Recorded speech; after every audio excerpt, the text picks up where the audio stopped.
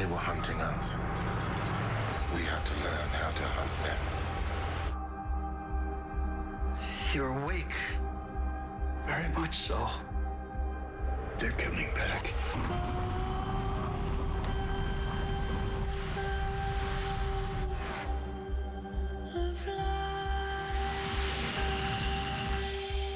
They all express the same emotion. Fear.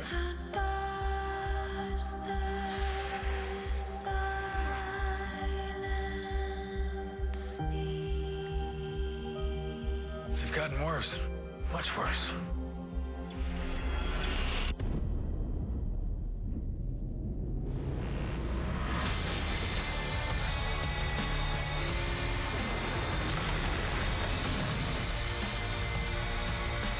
We will not go quietly into the night. They're not screaming. They're celebrating.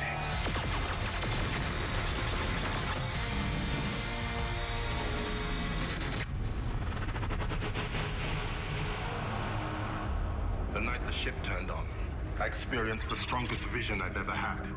Your Independence Day.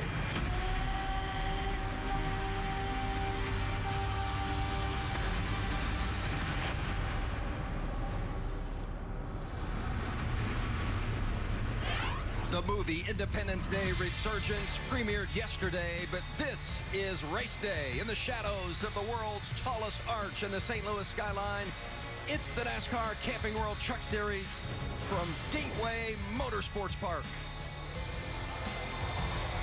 With qualifying rained out, 19-year-old Ben Rhodes will roll from the pole after posting the fastest lap in both practice sessions. He brings momentum after a career best finish 1 week ago. Alongside on the front row is the veteran Johnny Sauter, already one win this season, and now here at Gateway where he's never finished outside the top 5. Only one former Gateway winner is in the field tonight. It's 18-year-old Cole Custer. He won here last year, and he's coming off a season-best runner-up finish last week at Iowa. But will anyone be able to beat the champ? Eric Jones is back for his first series start of the season. Last year, he won 3 times and captured the truck's title. Tonight, he returns for some unfinished business at Gateway. Finally, it's time.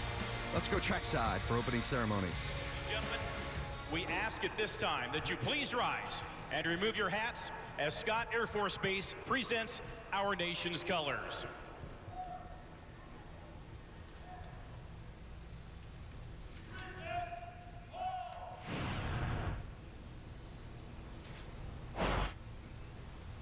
Please remain standing as Kyle Foreman from Motor Racing Outreach offers today's invocation.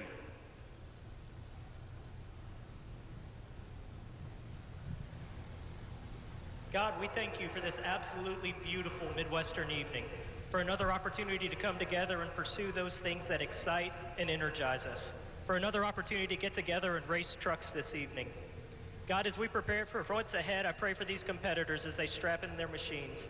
God, that your presence would surround them, that it would protect them, that it would energize them, and that it would push them to perform with excellence in all that they do. We recognize that we wouldn't be able to be here this evening or be able to speak openly to you this evening if it weren't for the brave men and women stationed all around this globe that give up their freedoms daily to protect us. I pray that your presence would also be with them, offering hope, strength, encouragement, and safety. God, be with us this evening, and may we be with you also. It's in your Son's name we pray. Amen. Thank you. Here to perform our national anthem, please welcome Bo Steele.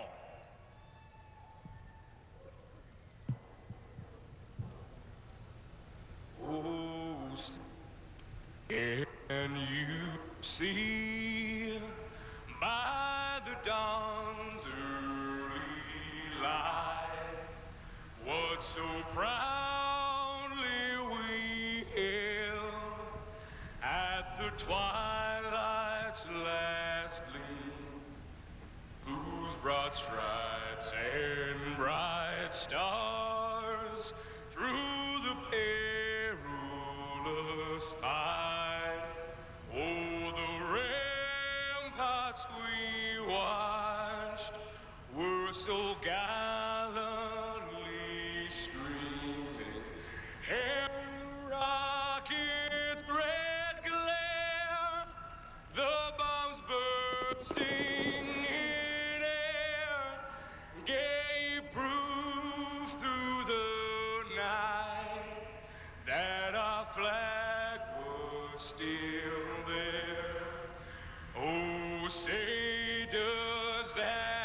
Star-Spangled Banner yet wave for the land of the free and the home of the brave.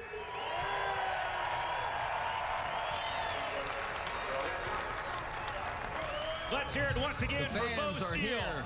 The drivers are ready. Truck racing is coming your way.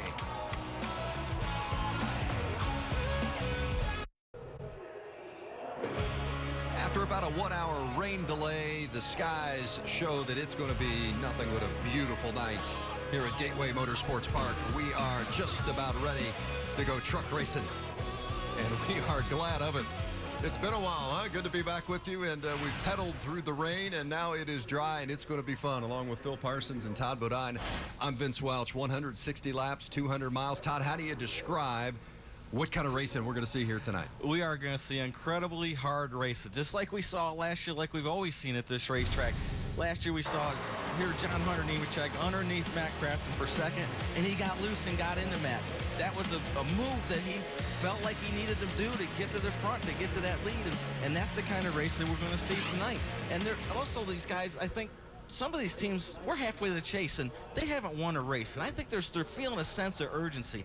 And as a driver, when you feel that sense of urgency, you do things like that. You put yourself in positions that you wouldn't normally do, and you see. Sometimes it doesn't work out. Well, we are feeling that urgency because, as Todd said, we are halfway to this chase. The first 16 races set the stage for the race and the chase to the finish.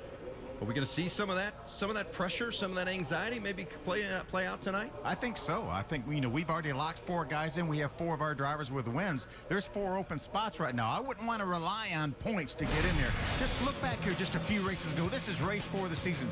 You see Ben Rhodes, the 41 truck, that's the last lap, going for it on Johnny Sauer, the 21, because he knew a chase spot was on the line. He thought he could make the move, thought he could get away with it. Unfortunately, didn't. And he didn't get the win, but he has a great chance tonight. But this is our chase standings right here. You see those 4 guys with wins, they're locked in. Then we've got 4 other spots right now. The guys in yellow have it, Vince. The guys in white want it, and whoever can get a win maybe here tonight might move into yellow. Well, there's still three championship eligible drivers who won last year that are on the outside looking in right now. Time is running out. There's a look at Cole Custer. He was the young man that won this race a year ago. They're getting ready to fire the engines, but first we got to get this command, so let's go downstairs and get it. And now, for the most famous words in motorsports, please welcome Installation Command Chief at Scott Air Force Base, Wesley D. Mathias, as he will give the command. Drivers, start your engines!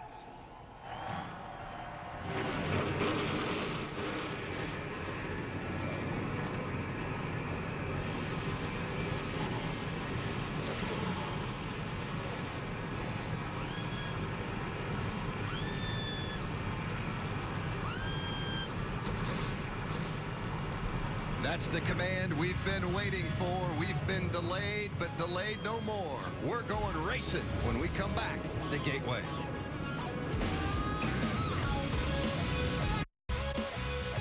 Great crowd on hand at Gateway Motorsports Park, getting ready to do some business in the NASCAR Camping World Truck Series. Time to take a look at our Camping World track description with Todd Bodine, former winner here at Gateway. A little over a mile in length, banking here, 11 degrees in 1 and 2, real sharp corner. Got to get through the middle, 3 and 4, 9 degrees, long, flat, sweeping corner, long straightaways. You've got to get back to the throttle and get up off these corners. And our Camping World race analysis with Phil Parsons. See, this race is 160 laps on this 1.25-mile track, 200 miles. See, our caution clock will come on about every 35 green flag laps. Our fuel window otherwise would be about 65 to 70 laps. And our winner last year was 17-year-old at the time, Cole Custer. See if he can go back to back. Be a great time for it, seeking his first win of the season. Our starting lineups fronted by Johnny Sauter and Ben Rhodes. Ben Rhodes, fastest in practice, so because qualifying was rained out, he will start from the pole tonight. Steve William Byron, John Hunter Nemechek back in row number 2. Two very strong trucks. From Ron Quiroga, another great starting spot for Red Horse Racing. I'm waiting on Tyler Reddick to bust through. I think it is coming, and it might be tonight. And Christopher Bell is another one I would put in that. Oh, Cameron Haley, I'll put him in that category. If they haven't already won, everybody we can put in that category. These two young drivers right here as well. Oh, it's such a great series. How about this next row, row 7? Daniel Hemrick and Matt Crafton. That's a strong row. Look for those guys to go straight to the front. All the way through the field, and interesting because qualifying was rained out and the lineup based on practice speeds from earlier today. We see some really strong drivers, including Eric Jones back in row 9. John West Townley's there with him. He won a race last year on the 1.5 miles at Las Vegas. So some strong trucks coming from deeper in the field than what you might be used to. The average starting position of the winner here at Gateway is about 4th. We got some serious contenders that are starting a lot deeper than 4th. You see Rico Abreu was supposed to start back in row number 12. He will move back 3 or 4 rows there to get to the back because of using that backup truck. Crashed in that initial practice, did Rico. Was not able to get out for any laps in the second practice. So he is driving that backup truck tonight. You see the final positions and the final rows. 32 truck field here tonight. It is an absolutely beautiful night here in the St. Louis area, and we're about ready to get it going. But first, let's give you a peek at some of those unique looks we're going to have with the onboard cameras tonight. We talked about Eric Jones, our series champion from 2015. Will be his first start in the Truck Series in 2016, and he will be driving the Jegs Toyota, and he will be starting from the 17th spot with that Toyota onboard. Onboard with Cole Custer. Starting 8th, he got his best finish last week in Iowa. Got some momentum going. He won this race last year, did a great job. Can he carry that momentum from Iowa to victory lane again this year? Vince, we're going to ride along with a guy that you say you're ready for him to break out any time now. That's the 29, the Ford on board of Tyler Reddick. He's in the Cooper Standard Ford for Brad Keselowski, and he starts 7th. On board, John Hunter Nemechek starting 4th. John Hunter loved his truck in practice, but he's had a tough season. Only one top 10 in the last 5 races so far, but he led 53 laps in this race last year, got a 4th place finish. Some great looks, and we're going to give you from inside and outside the trucks tonight. Let's see if we can make contact with John Hunter. Hey, John Hunter Nemechek, Phil Parsons up in the FS1 booth. You got a copy? I don't know if it's just a shadow or it's still just a little bit wet. Talking to his crew right now. Hey, John Hunter, Phil Parsons, you got a copy? Yeah, it's in. John Hunter, that truck was very good in practice. You had a great truck last weekend, had some issues on pit road, took you out of contention. How about tonight? I feel really good about our chances tonight. Our fire alarm service is Chevy here. It's pretty good in practice. I felt really good about it. So who knows what it's going to do with this green racetrack. Hopefully we can make the right adjustments tonight on pit road. Have good stops all night and be there at the end when it counts. All right, buddy. Thanks for talking to us. Have a good one. Thank you. Covering pit road for us tonight, Caitlin Vincey and Hermie Sadler. We'll start with Hermie. Well, Vince, when you bring a rookie driver to a racetrack in the Camping World Truck Series for the first time, it's quite a challenge for the driver. When your day goes like it has today for Rico Abreu, it becomes almost impossible. Look back at what happened to Rico Abreu early on in practice number 1 earlier today. He blows a right front tire, ran over some debris, hits the wall. They have to go to a backup truck. So they roll the backup truck off of the truck and get it through inspection. The issues are he did not get any practice in this backup truck, and he will start at the rear of the field. And now, live on TV, he's coming down pit road because he has an issue with the clutch. Tonight's race will be a true challenge for Rico Abreu. Caitlin? Well, Hermie, one driver who's still looking for his first win of the year, Ben Rhodes. We heard from him earlier. He's starting on the pole, topped both practice sessions as well. Now, he had a great effort at Iowa, finished 4th, has brought that same truck to Gateway this weekend. And his crew chief, Kevin Bellecourt, told me that run at Iowa, we really needed that as a team. After a rough month and a half of races, this gave our team a whole boost of confidence and let Ben know that he can run up front and contend for race wins. And he said that 41 truck was not damaged in the fire at Thorsport Racing. He says it's a very strong truck, good balance in both corners of this racetrack. Kentucky Speedway. We'd love to go out on top and get that first win of the year. Vince? Thank you, Caitlin. Hermie documented some issues for the 98. Let's listen into some team radio. Doug, I have no clutch. I don't know how it just took off, but it's not working anymore. Like it won't go to the floor, or it doesn't work at all? Clutch doesn't work at all, man. Just try pumping it a couple times. The motor got swapped. And there's no clutch. So does the pedal go to the floor? Doesn't work at all. So it's like rock solid? Man, it's just there's no spring on it. It just goes right to the floor and it just comes back. There's no pressure, it doesn't engage.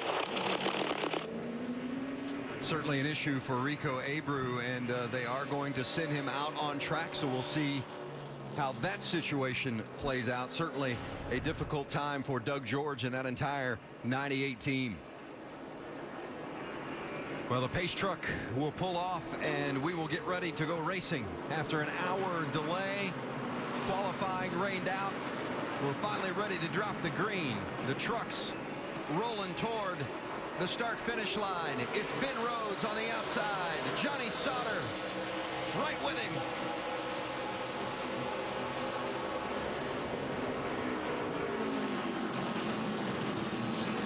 Pretty even start here. See if Johnny can hold the outside on him.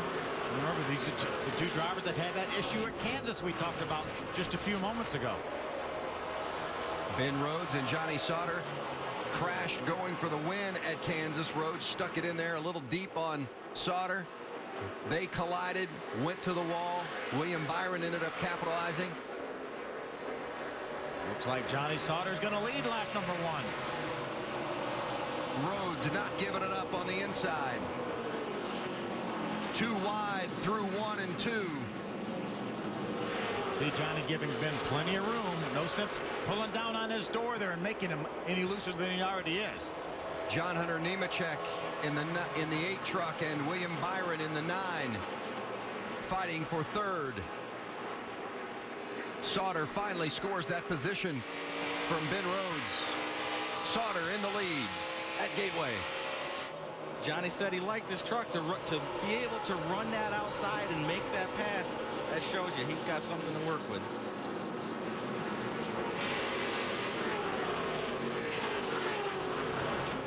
Starting to sort itself out now as Sauter continues to pace the field.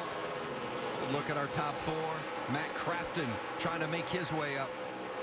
Started 14th tonight on board with the 29 of Reddick, and there's Crafton sawing that wheel underneath. These guys are racing right inside the top 10. Matt Crafton on the move forward. See that yellow truck about 2 trucks behind Matt Crafton. That's Eric Jones trying to get to the inside of Herman Quiroga. That's Herman on the 11 truck, the 51 of Eric. Great opportunity on board now, the 51 of Eric Jones. For Jones to be able to step into this truck. Cody Coughlin originally scheduled to drive the truck here this weekend, but had a conflict with his late model schedule, running for a couple of championships there, and they decided that he would stay in the late model and Eric Jones would run the truck. Because the Xfinity Series has the weekend off, Jones was available to do it. Pretty good fill-in. Yeah, not bad, not bad. Trying to get by the 81 of Ryan Truex. Looks like he's going to be able to make that pass.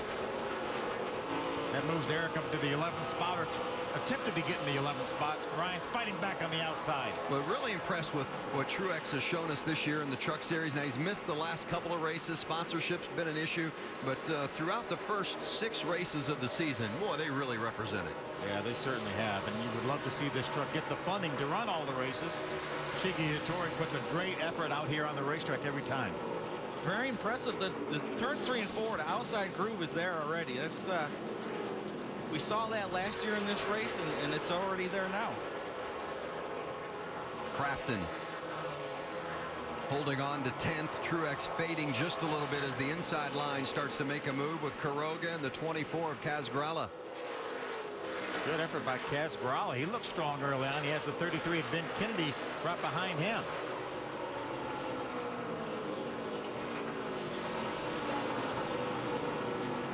Grala just 17 years old, getting an opportunity to make back-to-back starts after running last week at Iowa.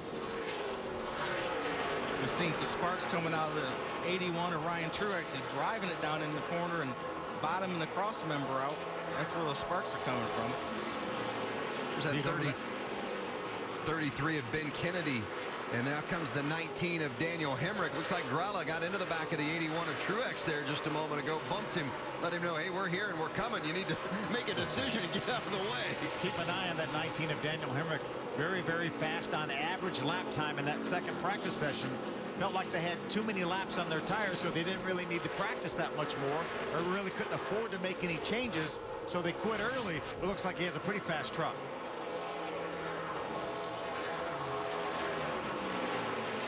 .32 of Justin Haley. Having a good run here. He's been impressive inside the top 20. There's our lead. 21, Johnny Sauter. 41, Ben Rhodes. They started on the front row.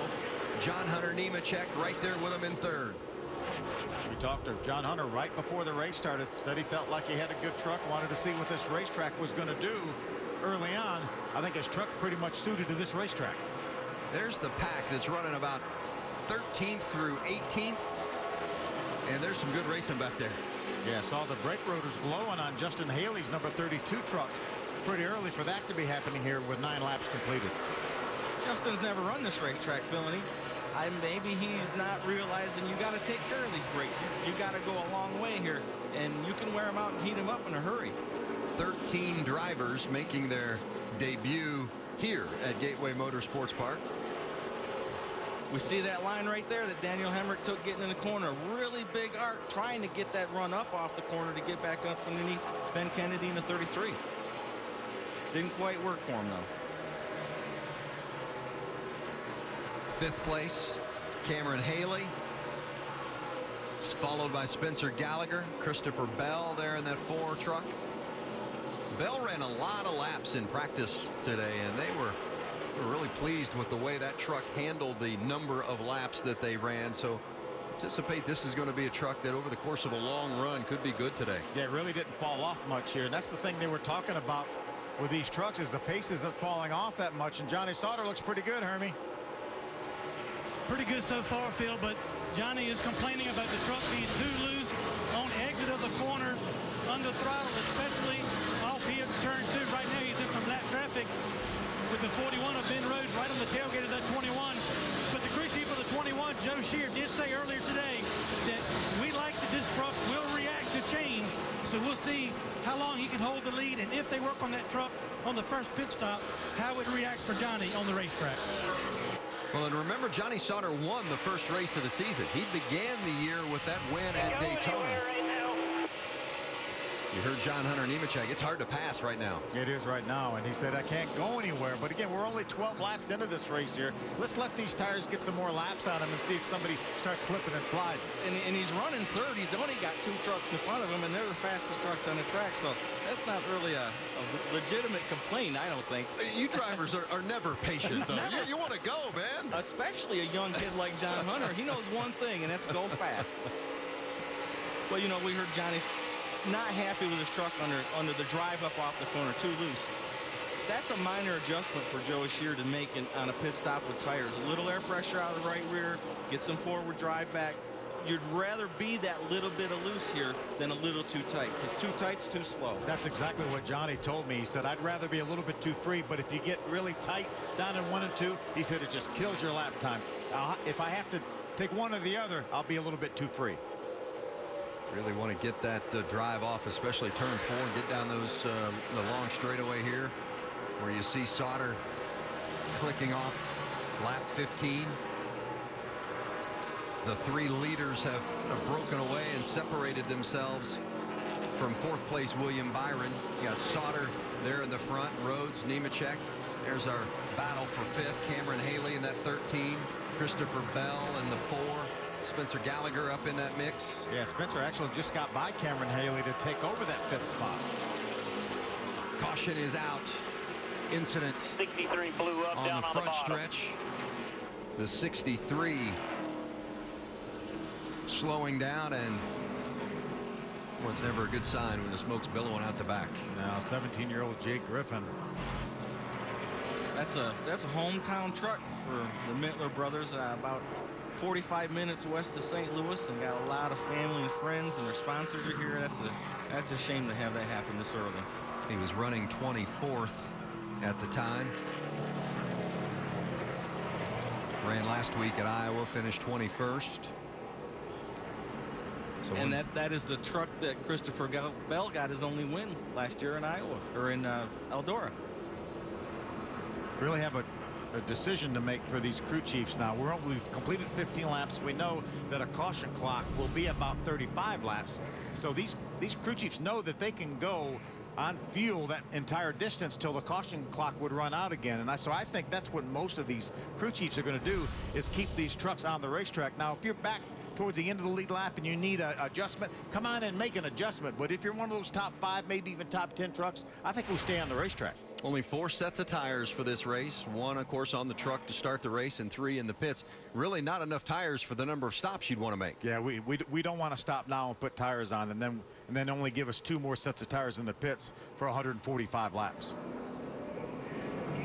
So Jake Griffin brings out the caution, our first of the night. We've had just one leader, Johnny Sauter. He started on the outside front row, took the lead at the start, and has been there ever since. Can't say that we're surprised. Sauter's never finished outside the top 5 here. Yeah, really. See, the guys are ready in case the crew chiefs decide to call them in. But again, I think the smart play here is to stay on the racetrack. I agree, Phil. They can't afford to put those tires on right now. And there's no reason to get fuel. There's no reason to get fuel and get away from the good track position. And get, like you said, if you're in the back, maybe you come in and get fuel, make an adjustment, a wedge adjustment, track bar. But you really can't afford to put those tires on right now. Pit lane should be open this time by. We'll see if there are any takers. Don't really anticipate that there would be, but we're about to find out. The leaders are staying out.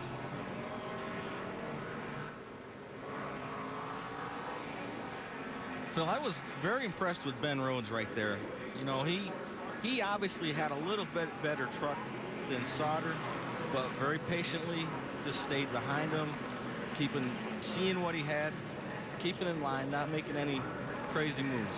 Got a few takers from deeper in the pack, but the leader, Johnny Sauter, stays on course. Early stages at Gateway.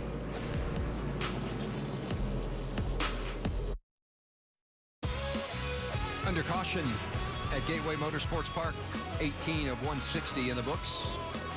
The leaders stayed out. We did have 7 trucks from deeper in the field come in and get a little service. But let's check in on some of those who did come and some that didn't. And we'll begin with Hermie.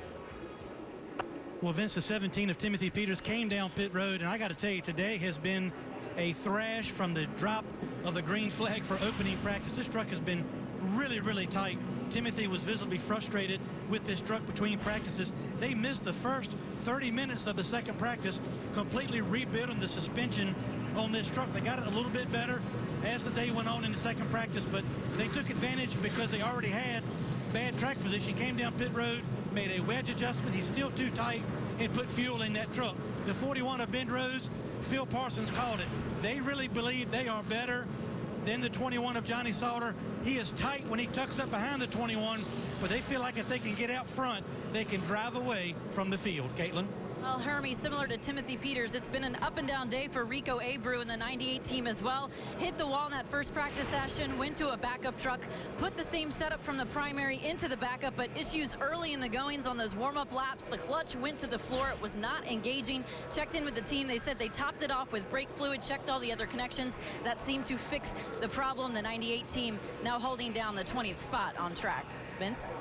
Well, what a tough situation for Rico Abreu, a young driver, not a lot of experience, certainly experience in these fender vehicles, and then to have to go through some of the things he's been through over the last several weeks. Yeah, but I loved how calm he was on the radio. He said the clutch is not working. It just goes to the floor and nothing happens. So there was no panic in his voice, and they got that truck on the racetrack before the start of the race, and he remains on the lead lap. Yeah, great work from that Thor Sport group. Doug George, the crew chief, part of that team. Getting close to the restart here. They'll get 1 to go this time by. Gives us an opportunity to remind you that tomorrow it's FS1's final Sprint Cup Series race of the year. The circuit rolling into Sonoma for the Toyota Safe Mark 350. Kyle Busch looks to defend his title from last year. Coverage begins tomorrow 1:30 p.m. Eastern on FS1. As always, you can watch it live on Fox Sports Go. They've added a lap for us here at Gateway. Gives us an opportunity to look at our chase standings on the Sprint Cup side. Well, it's pretty tight, too. Some of those guys looking to point their way in. Yeah, 16 drivers will make their chase. 10 of them already gone at victory lane. Chase Elliott right now with over 2 race cushion over 17th, but I think he would, and he's the young man knocking on the door. So good week in, week out. He won the K&N race out there today to get a little bit of extra experience at Sonoma, so he may be a contender tomorrow, and we could have a wild card. Maybe an A.J. Allmendinger, somebody like that goes to victory lane. Carl Edwards scored the pole there in qualifying today at Sonoma. We're going to go green when we come back to Gateway.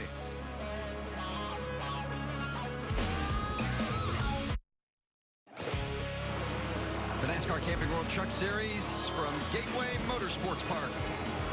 Just across the Mississippi from St. Louis. It's been a hot day here today in this area. Had a little heavy thunderstorm this afternoon. Moved through, canceled qualifying.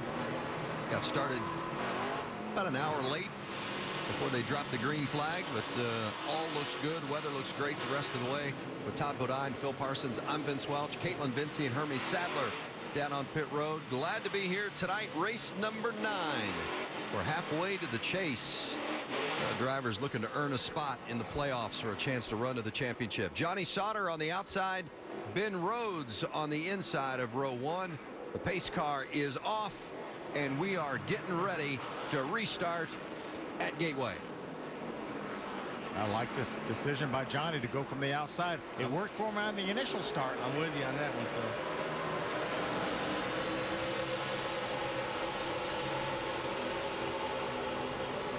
Sauter earns the spot into turn 1. We're all the way up to 135 miles an hour on the initial start. By the time they got to turn 1, side by side for third.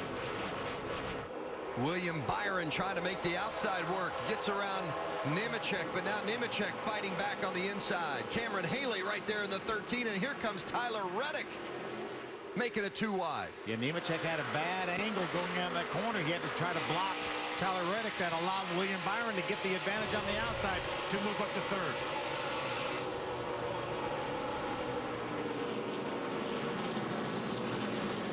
Look at Eric Jones making a move on the outside, that yellow number 51 truck. Everyone trying to jockey for position on these restarts. John Hunter back up under William. Jones now swings inside of Cameron Haley. Contact. Big contact between Jones and Haley, both with significant damage. We saw the exact same thing happen last year with John Hunter Nemechek and Matt Crafton. They were battling for the 6th spot right here. Look at all the damage to Cameron Haley's truck, as well as the 51 of Eric Jones. Well, that 51 of Jones just jumped right out from him. Cameron Haley had no option, no choice. Yeah, may just take that truck straight to the garage. 71 of Contreras will get the free pass. Now on board with Eric Jones in that 51, and that's, you see what he's dealt with here in a couple of starts at Gateway. He's had really good trucks here the 2 previous times he was here at the track, but just couldn't get the result. Now watch what happens here.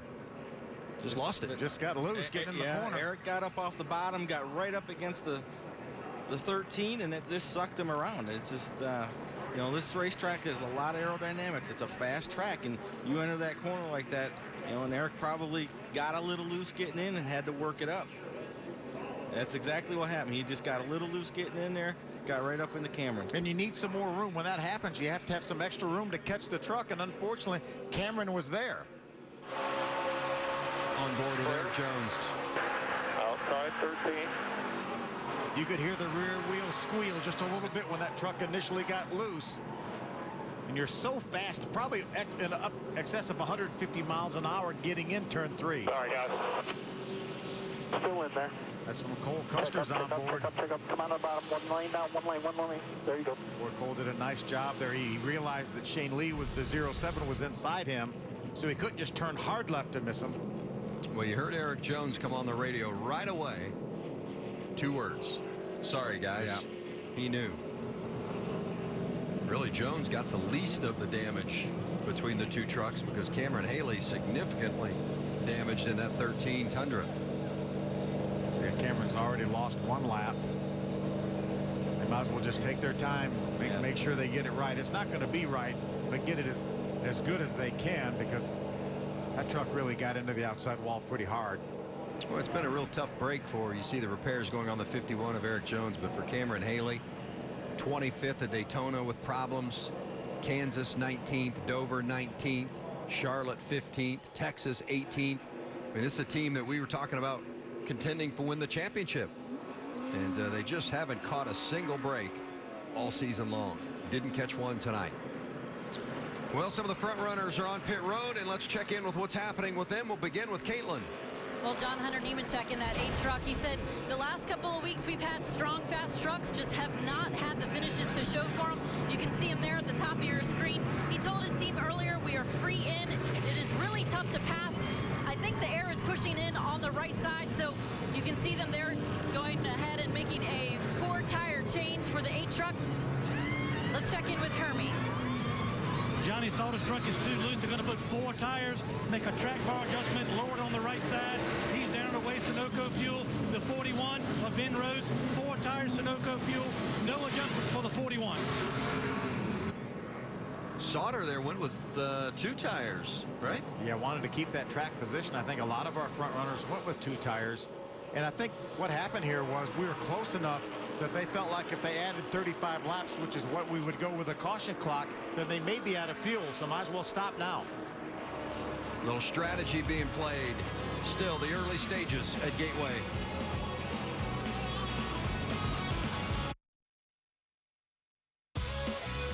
Getting ready for the restart here at Gateway. We look at some of the pit performance numbers.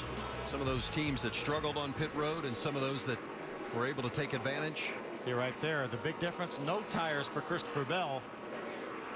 Why his pit stop was so fast. 4 tires for Ben Rhodes. And the 2 Fords stayed out. Tyler Reddick and Daniel Hemrick. That's Reddick on the outside, Hemrick on the inside. Brad Keselowski racing teammates, and the green is out. Racing again at Gateway. Well, that outside line has been a winner each time. Reddick to the point. Johnny Sauter trying to make good on the outside. I want to see how these trucks with no tires compare to some of these guys with 2 and 4 tires. Sauter takes second from Hemrick. Hemrick's going to stick his nose in to see if he can buy a little space. Look at him fight the wheel. Daniel Hemrick on the inside of Johnny Sauter. Wow. Sauter just slammed the door shut. Good position battles further back. The 88, that bright yellow truck of Matt Crafton, followed by the 05 of John West Townley. I think there might have been a little contact between the 88 of Crafton and the 4 Christopher Bell. Matt had to stand on the brakes from getting in the back of Christopher.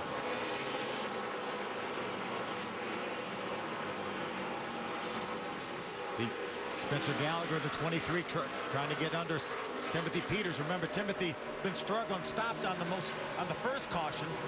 Let's see if we take a look back and see if there's some contact there. Look at Matt Crafton.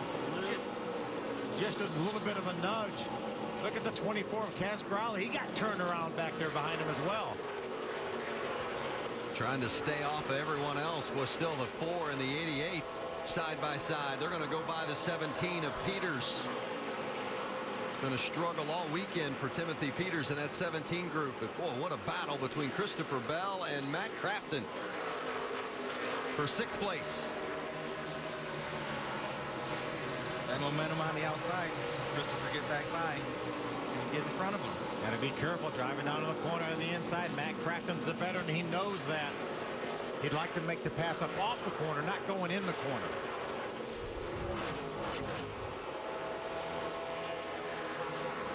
Neither giving an inch. Boy, Matt drove it hard down in that corner. Right up in front of Bell. And I was going to say it almost stuck. Christopher Bell gave Crafton a little bit of a break there. Yes, he did. Looks like Matt's got a really good truck.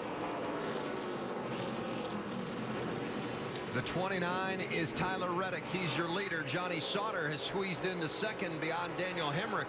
So the two Brad Keselowski trucks, first and third. Sauter taking a peek for the lead, but will hang tight. Well, Phil, there's your answer on the no tires. Yeah, no tires doing pretty good right now. Pretty darn good right here. And don't think these crew chiefs aren't going to put that in the memory bank, knowing late in the race here, track position may be more important than new tires. Yeah, Tyler Reddick, remember Reddick and Hemrick both stayed out. The only two that have not pitted yet. See, William Byron, the 9 truck, pulled right in on the tailgate of the 19 of Hemrick. He's in the 4th spot, and Spencer Gallagher with a good run going in 5th. How about that 9 truck of William Byron, Hermie? Phil, he was tight to begin this race, and just like the 21 of Johnny Sauter, who was 2 trucks in front of him, the 9 of William Byron also took 2 right side tires only. They made an air pressure adjustment to try to free that truck up. Right now he's just looking for some racing room to try to get by the 19 and put pressure on the 21. Also the 51 of Eric Jones, we saw him get involved in that accident that brought it to last caution. All Eric said on the radio when the caution came out was, sorry guys. He did not say anything else. A lot of damage to the left rear of that truck. He is back on the racetrack, but will not be in contention the rest of the night. You see all that damage right behind the left rear tire. Wow. It is significant. And even worse than the 51 is what the 13 of Cameron Haley looks like. Yeah, right now Eric Jones is 1 lap down. Cameron Haley lost 5 laps making repairs to his truck. You know, Phil, I really like the 2 tires on Christopher Bell's truck. If your truck is tight, you put right sides on, that's going to free it up. Good battle here. The 8 of John Hunter Nemechek. Cole Custer Ben Rhodes way down to the inside. Back in the 12th and 13th positions. Cole Custer in 15th on board with him. The 81 of Ryan Truex has gone behind the wall.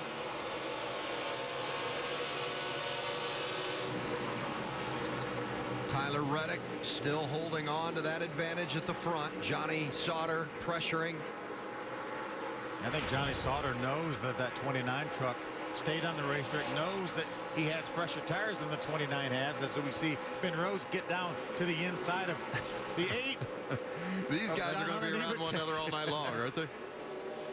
They're going to be tired of seeing each other before it's all said and done. Boy, that 41 truck really looks good, guys. Looks really good. Man, he's going to lose that spot. The momentum from the outside is going to work for John Hunter Nemechek, but we haven't seen the last of the 41 truck for sure. Well, he's been fast all day long.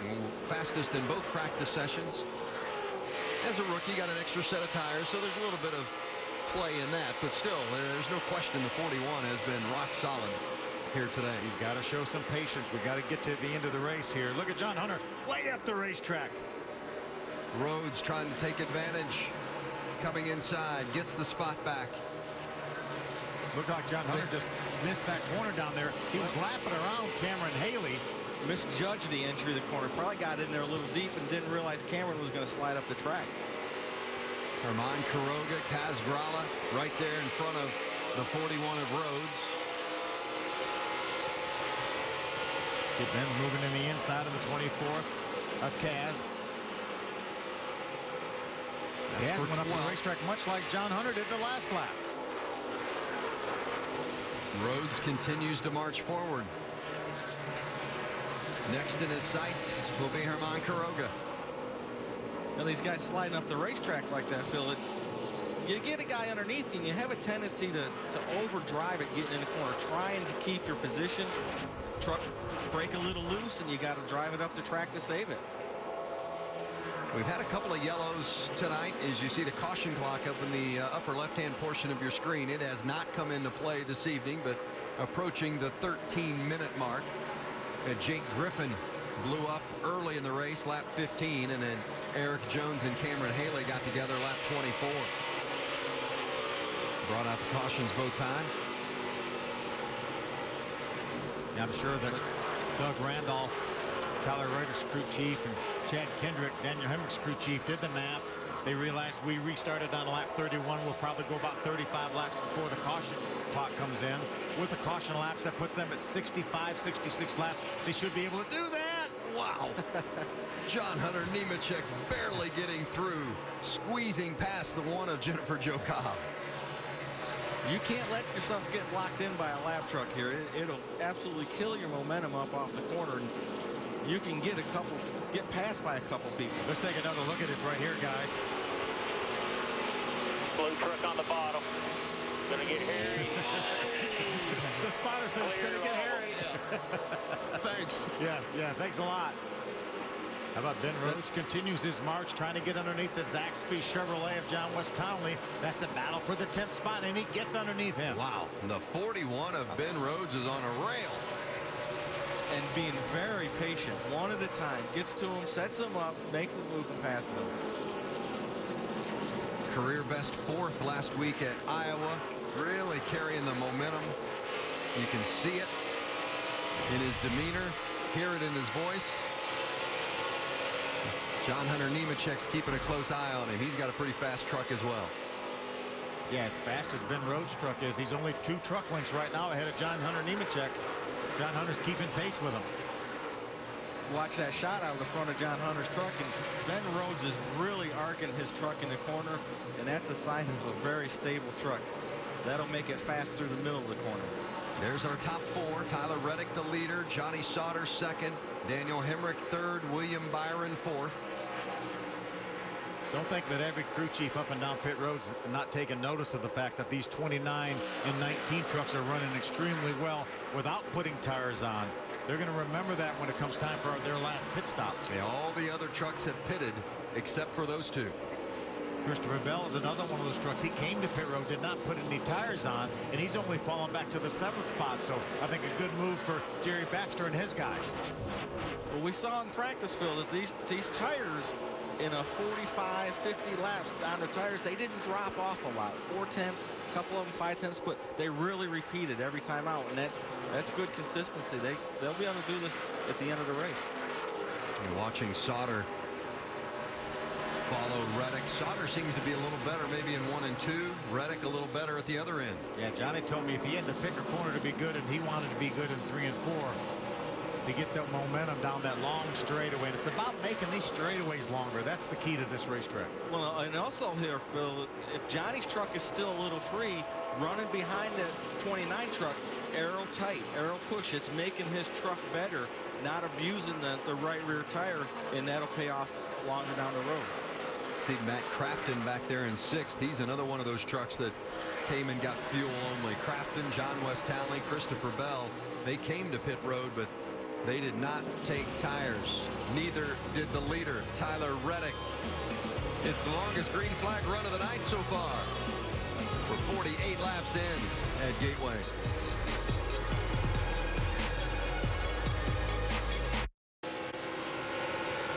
Almost a third of the way through here at Gateway Motorsports Park. NASCAR Camping World Truck Series. Take a look at our Ford facts. The Ford up front, Tyler Reddick, your leader. 3rd place in another Ford, Daniel Hemrick. Yeah, a couple wins for Fords through the years here. Greg Biffle won back in 1999, and Terry Cook won back in 2002, driving for K Automotive. Fords have been strong so far tonight.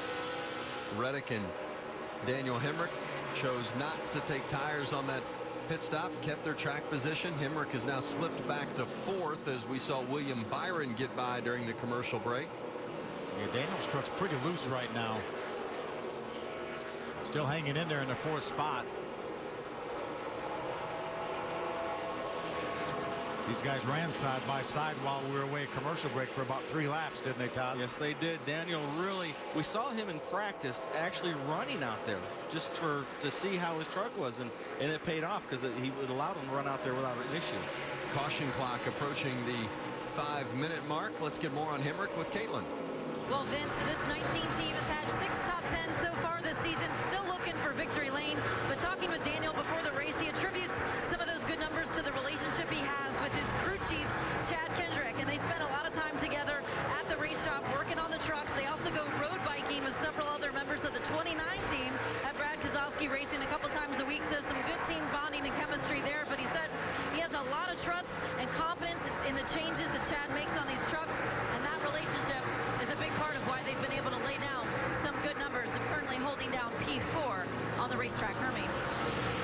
Well, Kalen, the 29 of Tyler Reddick, still holding that track position he earned by not pitting last time the caution was out. And it was interesting to hear his crew chief, Doug Randolph, the caution clock coming up actually enabled him to use this strategy. Stay on the racetrack, save a set of tires, and enable him to keep that track position because they knew the caution clock will come out prior to him needing to come to pit road. So they're using that to their advantage.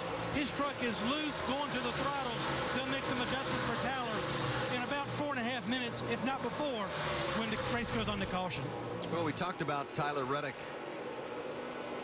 in the pre-race, about their due. You know, they've strung together 3 straight top 5s over the course of the last 4 races, been running extremely well.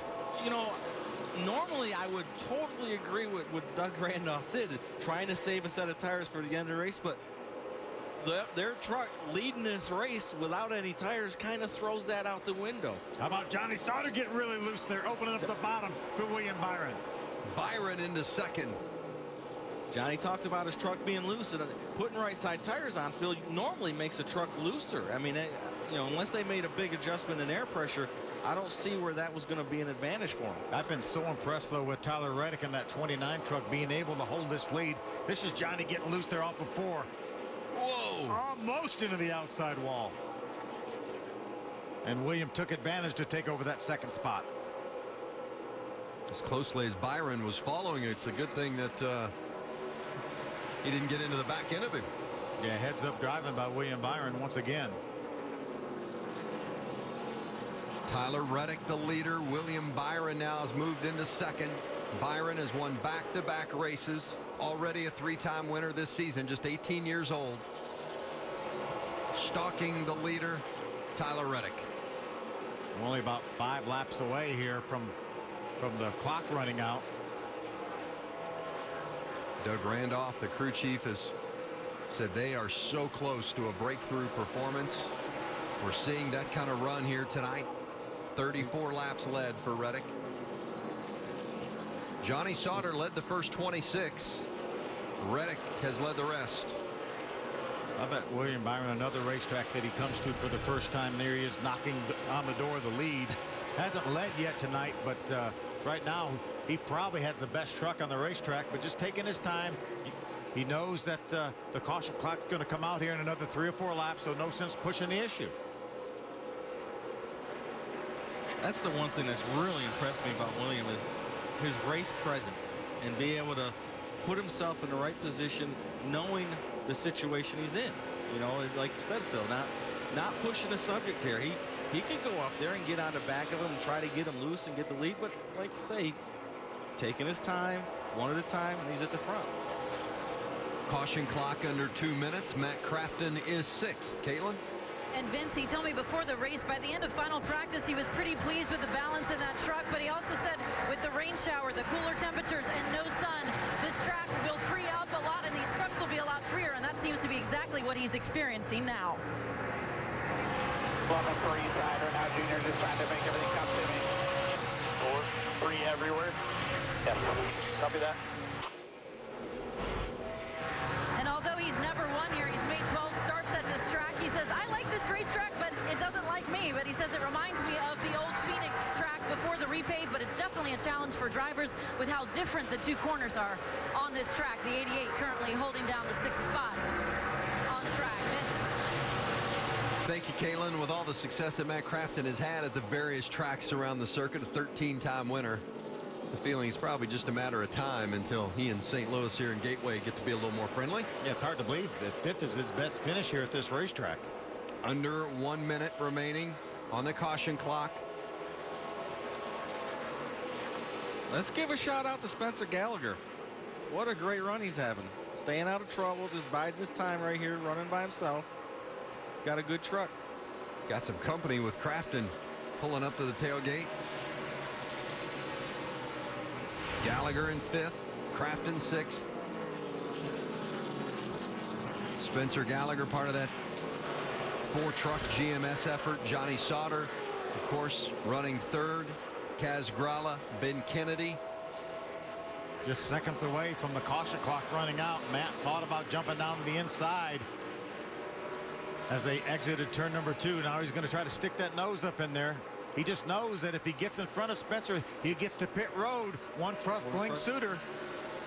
Caution is out as the caution clock expires. I believe Spencer was in front of him when the caution I think he was too. It's the 7th time in this our 9th race that the caution clock has come into play. The 5th different race. You know, all the crew chiefs tell us it makes their job a little bit harder trying to plan strategy around the caution clock, but I think Chad Kendrick, Doug Randolph used it perfectly. They kept their trucks on the racetrack. A lot of these other guys put 2 tires on already, and they were able to hold on to the 1st and 4th over a long run. Coming down, get their 4 tires. See who takes 2. I think everybody's going to take 4 this time. So that gives them their track position they needed. I think they're going to save. Now they realize how good that 29 truck was with right now 65 laps on his tires. So if they're going to do 2 tires or no tires now, I think they're going to save it for the end. Our 3rd caution of the night. So you see there's how the caution clock has come into play. Not every race, but over half of them so far. And I love it. You know, a lot of people have debated the fact with this caution clock, and I love the fact that we have a caution clock. It's there. We know we're going to go 20 minutes. We turn it off towards the end of the race, so we know it's not going to come out with 5 or 10 laps to go. I like it a lot. I do enjoy the wrinkle. Gotta enter back here. The strategy wrinkle that it puts into play. There's no question. Well, the pits are open. There's going to be a lot of takers. Everybody's going to come get some fresh tires. Happy to see those Goodyears get mounted on.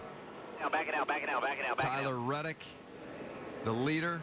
A little bit of an issue there, slowing down real quickly. Don't want to beat the leader. Yep. No, I mean the pace car. Pace car, yeah. He sped up when he got the pit road. Didn't think about passing that caution car. Yeah, good catch. Good catch. Reddick brings him down. Caitlin has the story.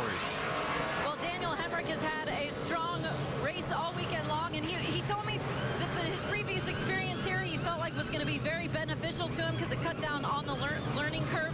He said he started a little free, but it's coming to him. Now he's got Team Penske development guys pitting this truck for him. They took 4 tires, made an air pressure adjustment. Looking at Spencer Gallagher, the 23 on the left hand of your screen, he says, we have a good piece here tonight. Just give me a track bar adjustment and 4 tires. The 29, 4 tires, a track bar adjustment for Tyler Reddick. He held his track position. He's down on the way. The 9 got 2 tires last time. He got 4 tires as well. A small adjustment to the air pressure, and the 9 wins the battle off pit road. So William Byron comes to pit road in 2nd, but goes out 1st. Great pit work by Rudy Fugle and his guys to get William out and get that lead. He showed a lot of patience not trying to get that lead on the racetrack. Rudy got it for him on pit road. It's always exciting when they restart, but we're going to see it when we come back.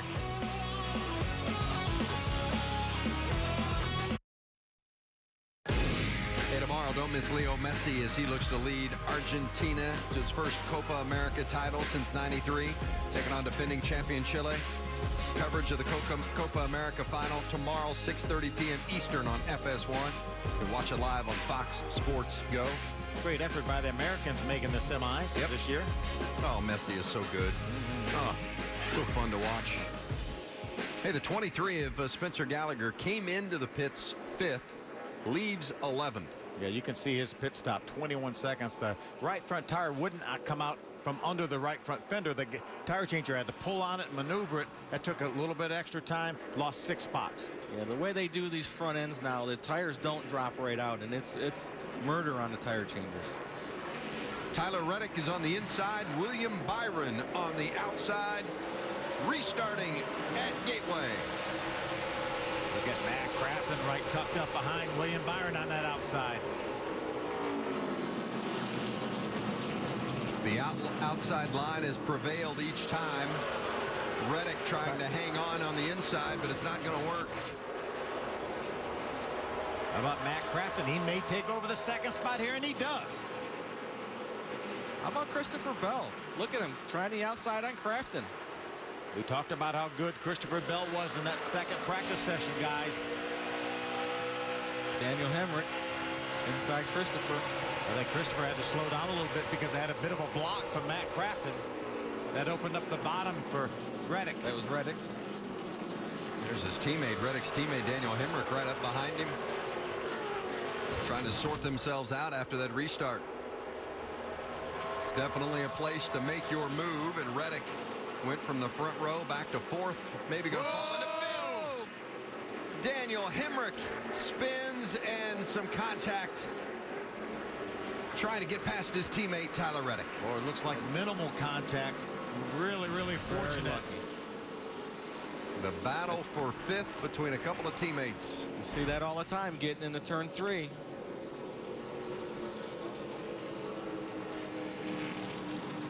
The caution is out. Daniel Hemrick, and I agree, Phil. I think that he really dodged it there because there could have been some major damage to that 19 truck. Let's go back to the restart here. Reddick, Tyler Reddick on the front row. On the inside, William Byron on the outside, and watch what happens to Reddick. Yeah, remember the 9 truck is the control truck. He had to go first. The 29 is a little bit slow on the get-go. They had Christopher Bell right up behind him. He drives in the corner pretty hard here, but Matt Crafton is going to be able to jump to the outside with that momentum. And here comes Hemrick trying to get inside for position of Reddick. We've seen it before tonight. Got a little loose on the inside, and then the contact. Yeah, it was classic. You know, Daniel tried to drive it down in there, and the back of the truck bounced, and it moved him up the track. The view from a little further back. And that's Eric Jones on board.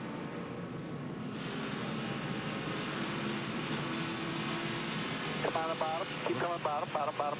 Looked like Cole Custer got a little bit loose down there as well while that was going on. So the 51 of Eric Jones gets the free pass. We'll come back to the lead lap. Been an eventful night for Jones as well. In a very similar situation, he got into Cameron Haley. Yeah, almost identical. I think Daniel Hemrick was able to keep his truck from making significant contact with a safer barrier, and the good thing is he's only used one of his 3 sets of tires on pit road, because he probably needs to use another one right here. Didn't count on having this issue, but that strategy is going to work out for him to have those tires. So fortunate he didn't take his teammate with him as well. Tyler did a nice job. He did a really good job of staying out of Tyler, but I think the spotter probably told Tyler, you got to move up. Needed to give him some more room. Give him room. So under this caution, you see William Byron in that 9 truck. He's your leader, trying to win for the 3rd straight time. Matt Crafton, a 2-time winner this season as well. Christopher Bell in 3rd place, still seeking his first win of the season. But those 2 guys in the front have been dominant throughout the course of this year already, with 5 wins between them. Hemrick is there, and so is Caitlin. Well, Vince, a bit of an unfortunate turn of events for Daniel Hemrick. He told his team to give this truck a good look over, and his crew chief, Chad Kendrickstein, very optimistic. He said, I don't see any rubs or any real major cosmetic damage. I think we'll be fine. We'll just put 4 scuffed tires on it. Hermie? Well, Caitlin, before Christopher Bell did a really good job, as did the 29 of Reddick, maintaining track position after some pit strategy. They came down pit road this most recent time, put 4 tires, made an air pressure adjustment, filled him up with fuel. He was good in 1 and 2, but a tick tight in turns 3 and 4 with Christopher Bell and team. Pretty sporty tonight. Sporty indeed, Hermie. Sitting in a good position, almost halfway at Gateway.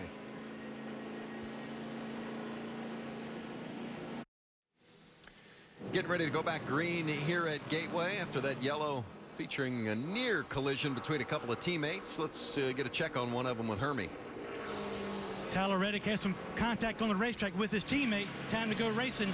Might need to clear his head. Listen to this. Truck's good. You feel confident? Yeah, I'm fine. I just feel bad. I didn't want that to happen. Did not want the contact with the 19 of Reddick, but here we are. 1 to go, coming to green this time. Tyler Reddick restarts 4th. Well, and it could have been a lot worse for both of them. Well, he's got nothing to apologize for. He gave his teammate plenty of room. Daniel just really drove it in there too deep. Bunching up. Getting ready for the restart. William Byron, the control vehicle on the outside. Matt Crafton on the inside. In the restart zone. Byron fires off. Back green at Gateway. Look at Crafton. Good start. Great restart for the 88. But William Byron on that outside line. That outside line's been the preferred line throughout the course of the night on the restarts, and he makes it stick. And look at the 2 and 3 wide all the way deep. We've seen William Byron use the outside line the last 3 weeks. Matt tried to keep it on there, but he broke loose up off of 2. That's what gave William the Herman Quiroga way high. way high. Got loose getting in the corner. Good save, Herman. 33 of Ben Kennedy. Trying to make some ground up on the inside. Cole Custer in there diving in front of Quiroga. On board with Custer. Caught a glimpse of the 07 of Shane Lee doing a nice job. Remains on the lead lap here about halfway. It's John West Townley in that 05 just ahead of Custer. See, Quiroga jumps to the inside of Custer. All hanging around back there around 12th, 13th, 14th.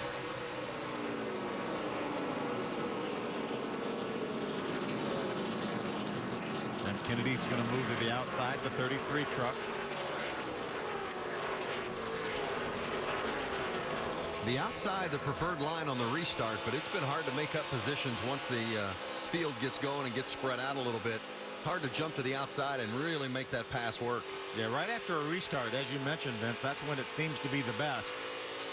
It's hard to pass an equal truck by just jumping to the outside after we get a couple laps under our belts. Here we're riding along with Cole Custer, Phil. We, yourself and myself, got a little interesting. Cole Custer is downshifting. Yeah, that's these guys have to run a 1.28 third gear ratio, and most people, including NASCAR, thought that would preclude them from shifting. Ben Kennedy inside of Custer halfway here at Gateway. Cole didn't do it down on that end of the racetrack, but it sounded like a couple times he's done it down here in 1 and 2. Let's keep an eye on him here and see if he shifts. There he is, reached up there and grabbed third gear. That's a pretty big split between fourth and third gear with that third gear in that transmission. And that's why he has to shift so early on the back straightaway. That gear's giving him a run up off the corner, but he's got to shift early. It's going to turn way too many RPMs. Custer 14th. That's Quiroga right behind him in the 11 truck. I gotta say right now, I don't think that shifting is helping Cole a whole lot. That truck, he's fighting that truck bad right now. Guys, how about Timothy Peters here as we see the 23 of Spencer Gallagher move to the inside. Admittedly, they've struggled all day long here. Pitted early, pitted on lap number 17 for adjustments, and it remained up in the top 10 right now, running in the 9th spot. Good job by Shane Huffman and his guys. Keeping them in the ball game. Still got a lot of racing left to go. 77 to go. Look at Ben Kennedy trying to help John West Townley down the straightaway. Little bump drafting here. Justin Haley, the 32 truck on the outside of Ben Kennedy. Justin's our K&N East point leader at this point in the season.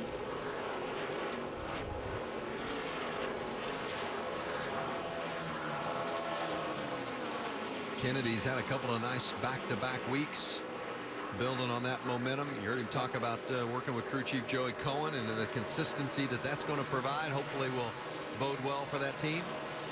We watched Ben Kennedy underneath him going into turn 3, and he didn't do what those other guys did. Ben let off early. He made sure he wasn't going to get up under there too deep and get sucked around. That was very smart. Taking his time and being patient. Still have a long way to go in this race.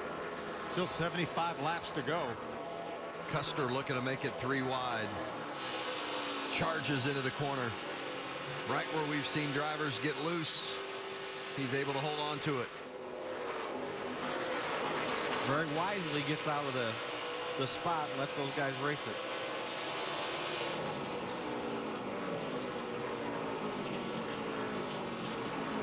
As Todd said, Ben backs off a little bit early and then tries to get back to the throttle in the center and tries to beat him off the corner. Not able to do it yet, though.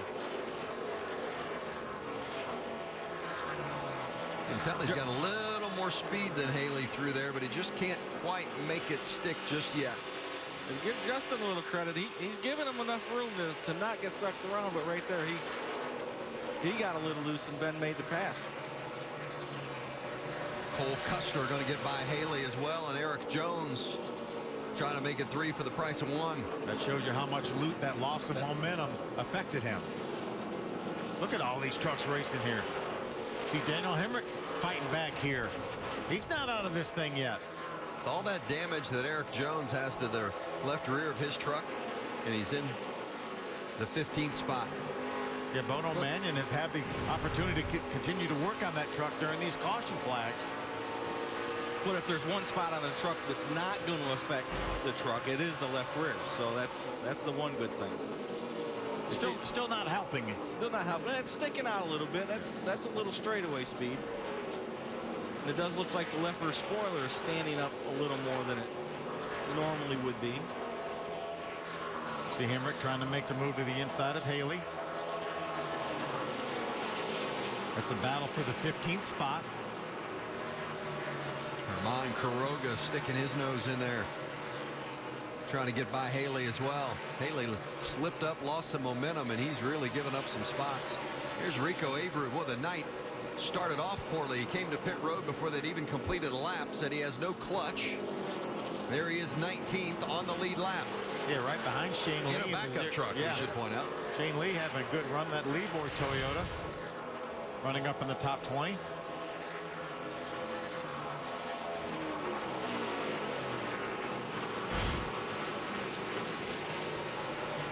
As many problems as Rico's had, I'm sure it's in the back of his mind to make sure he doesn't put a scratch on this one.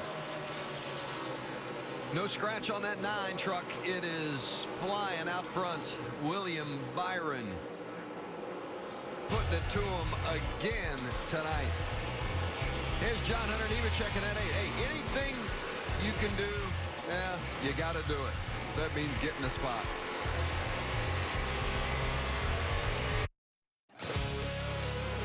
NASCAR Camping World Truck Series from Gateway Motorsports Park, just outside of St. Louis. Been a good one so far here tonight. William Byron has been out front, 26 laps and counting. Tyler Reddick's led the most laps tonight, 41. So look at Byron and Matt Crafton currently running 1-2. They've won the last 5 races. Yeah, the only multiple winners this year in the Truck Series, and I have to believe that when we get down towards Homestead that these may be 2 of the drivers here going for that championship. Anything can happen when we get into the chase, though. You may have a bad round, you may have some trouble mechanical, get caught up in a wreck, but by virtue of the fact that these guys have been so fast all year long, you want to believe that these 2 trucks will be among our last 4 standing. I don't believe it's going to be performance driven being out of the chase. Yeah, for these exactly 2 for sure. Got to go all the way back to April 2nd, the last time someone other than Crafton or William Byron won a race. That's a long time ago. Yes. Of course, that was Kyle Busch at Martinsville. Just one of 2 wins that weekend for Kyle. Yep. Junior Joyner, Matt Crafton's crew chief, watching on. Knows we have a long way to go here. 64 laps remain. Caution clock will run out before we get towards the end of the race if we don't get a caution before then. What's even more impressive here, Phil, is the lap times they're running. Every lap, 34 flat, 34 flat. Tyler Reddick in 3rd is about a 1/10 and a half slower than these 2. Yeah, Christopher Bell that time, as he tries to get underneath Tyler Reddick, was just as fast, actually a little bit faster than our 2 guys running up front. And William Byron and Matt Crafton were separated by 1/1000th of a second that last lap. Good battle for 3rd here, though. Out the back end of Reddick. Good look at Bell chasing him down. Reddick trying to string together another top 5 finish. He's got 3 straight coming into this race tonight. I think right now these guys would like to see us go at least a few more laps, and then if the caution were to come out, they could pit. No, this would probably be their last time, because the caution clock would not come back in, because we do not have a caution clock within the last 20 laps here at Gateway. How about the 2 totally different lines these guys are running through 1 and 2, Phil? That's Tyler's going in high, making a really late apex, cutting across. Christopher running there right around the bottom. Let's see if they do it this time.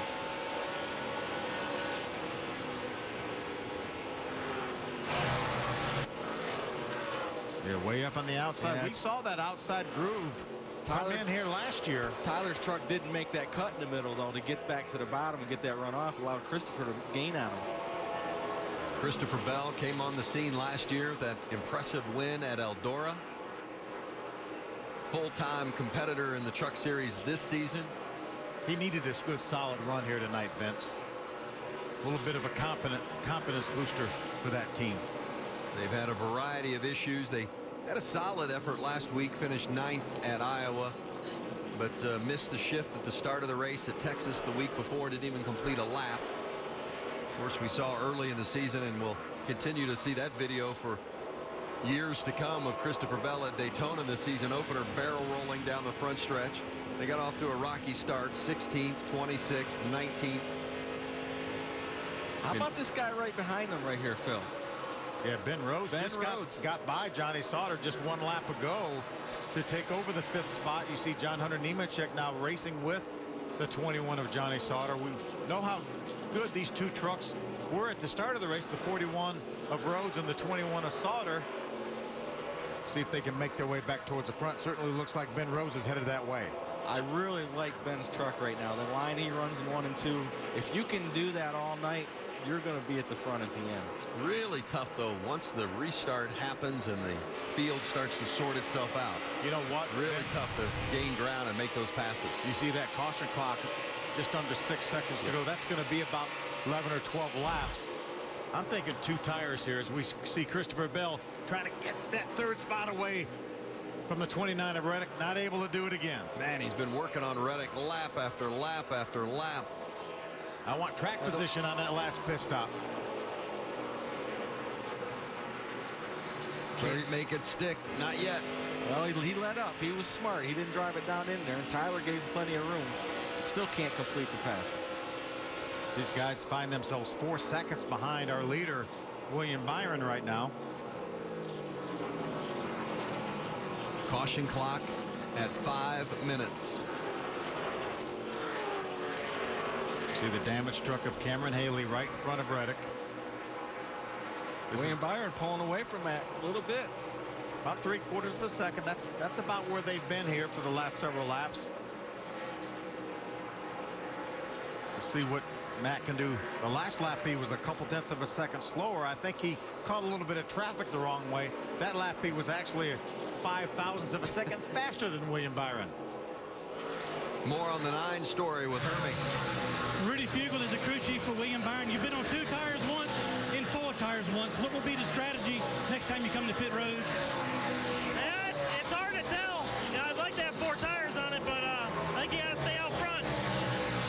You'll have to wait and see, like everybody else, what the 9 does when you come to pit road, Caitlin. Hermie, Matt Crafton's crew chief, Junior Joyner, joining me now. How is the truck, and do you think you're going to need to make many adjustments to it for this next caution clock? Track position is brutally important tonight, like always. We just got to have a good pit stop. Our Menards Thunder is really fast. We persevered through the night already. We didn't have a very good start spot, but Matt's doing a good job. We tuned it up a little bit right there. He seemed to like it. We'll go a little more and see if we can get this Menards Thunder victory lane. Thanks, Junior. Yeah, Caitlin, you know, Carl Joyner, Junior Joyner, they're talking about the fact that they didn't have very good starting position. Started 14th, and track position has been so critical. It's so tough to get those spots. But they've managed to work their way to the front. But how do you go from 2nd to 1st? Well, both crew chiefs alluded to the fact that track position is critical. I think they're thinking 2 tires here in just a few laps. That's code for 2, right? I think so. Brutally important is what Junior Joyner said track position was. See John Hunter Nemechek in that 8 truck, 7th place. Just ahead of him is Johnny Sauter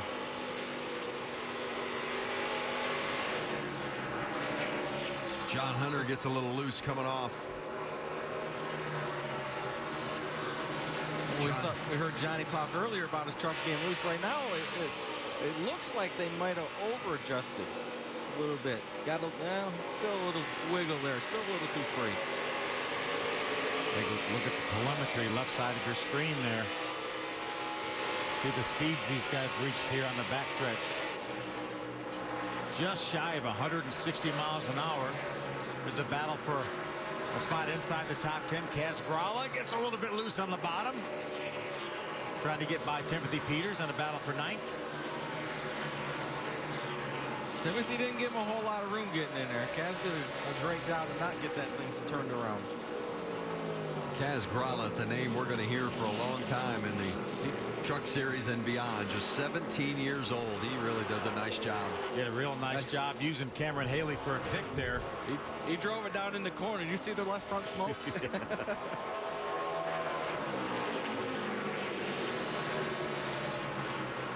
Opens up about 3 truck lengths through the center of the corner. Timothy had to drive in a little bit lower to get by the lap truck of Cameron Haley.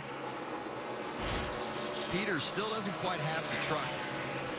He's talked throughout the course of the day. They just haven't been able to find it tonight or even this afternoon during practice, and they're still not quite on it the way they need to be. No, they've certainly gained on it, though. They didn't have a top 10 truck early on today throughout most of the day, maybe even at the very start of the race. Shane Huffman brought him in on lap 17 to make some adjustments, and he definitely has improved that truck.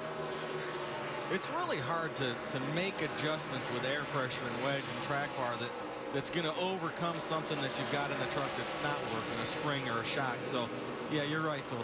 To be able to make the adjustments, get this thing as good as they've gotten it to this point, it's a tough deal.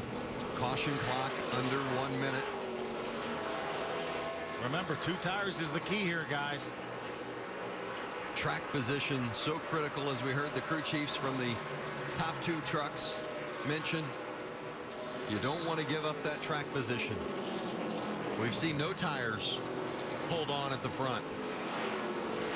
I'm taking 2. What do you get? I'm taking 2. I'm taking 2 right side tires because I have to spend enough time to get enough fuel in to get to the end of the race. Todd, you gonna go with 4? This is why I was never a crew chief. I can't make these decisions. I'm kind of with Phil. I think, you know, we know how important track position is here. We heard the crew chiefs talking about it. As a driver, you want that track position. You don't want to get back in the pack because you're going to wear out those 4 tires trying to get to the front. So if you can stay up there with 2 tires, that's what I'm doing. Caution clock has expired and the yellow is out. Great job by Shane Lee in the 07, Tyler Young in the 02 to stay on the lead lap. Really good work fighting off the leader, William Byron. Speaking of track position, that's going to help them. Yeah, he's got pretty good track position. Rudy's the guy that's going to hit pit road first. I gotta believe that they're thinking 2 tires.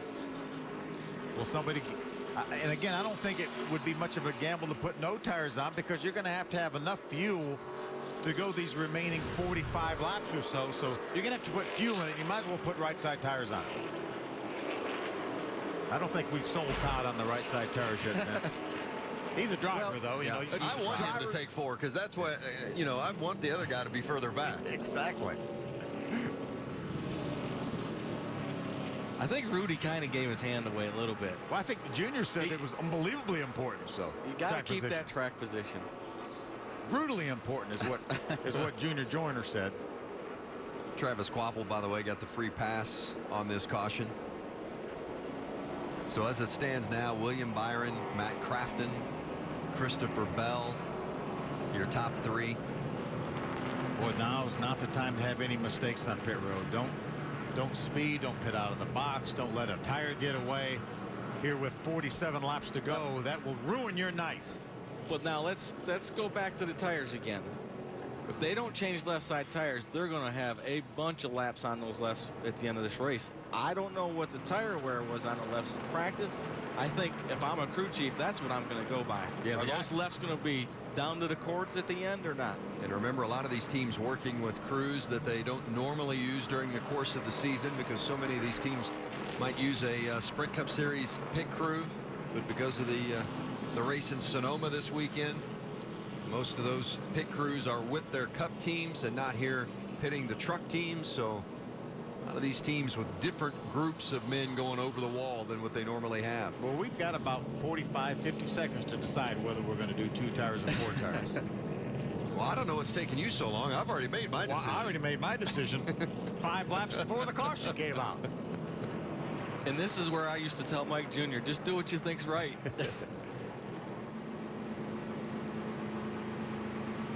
Pit road will be open this time. Remember, it's a shorter way around with the access road, so William has to be careful not to pass the pace car before he gets to pit road. You know, and one thought that I always had as a driver in this exact situation is 2 tires. What's it going to do to my truck? Is it going to totally mess up the handling? Do I want 4 to make sure I still have a good truck that I have before? I'm not sure you can overcome the track position if you got a half a dozen guys in front of you that take 2, though. Well, they're coming to pit road, and now is the time we're going to find out. Those crew chiefs are making their decisions. What's it going to be? William Byron is leading them down. They're all coming behind him. 2, 4. What are you getting? Caitlin, take it away. Well, Vince, Matt Crafton has made 12 starts here at Gateway, but has never won. We heard Junior Joyner tell me earlier they're very happy with this truck. Lots of talk about the strategy. He decided to do 4 tires on the 88. Hermie. Jerry Baxter was emphatic. He wants 4 tires on Christopher Bell. The truck's a little bit tight. It'll be an air pressure adjustment on the 4. Now the 9, Rudy Fugle would not even tell William Byron whether he was getting 2 or 4 until he came on pit road. But he's down 2 tires. They're packing it with fuel. Slow stop, but only 2 tires for the 9. But Johnny Sauter is going to beat William Byron out of the pits. Wow. Clutch stop for the 21 team. Gained 5 positions with that 2-tire stop. How about Christopher Bell's guys only lost 1 spot and went with 4 tires. Look, we don't see the 88 on there anywhere. 20+ second stop for the 88 of Matt Crafton. It's going to be a shootout to the finish. Don't miss it. Back to Gateway.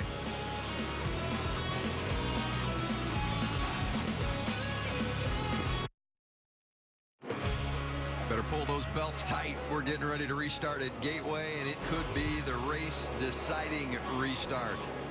You know, sometimes those pit stops, they can take you right out of contention. Matt Crafton really struggled on his stop. Well, originally, first of all, it was going to be a 4-tire change, but you watch the guy in the right front struggle a little bit here with the exchange. You see the rear guy's already done running around the back of the truck, and then when the left front guy comes, he's going to struggle a little bit here, getting all the lug nuts off, and he had to go back to the wrench to get the rest of the lug nuts off. A little trouble indexing. The rear tire changer done several seconds before.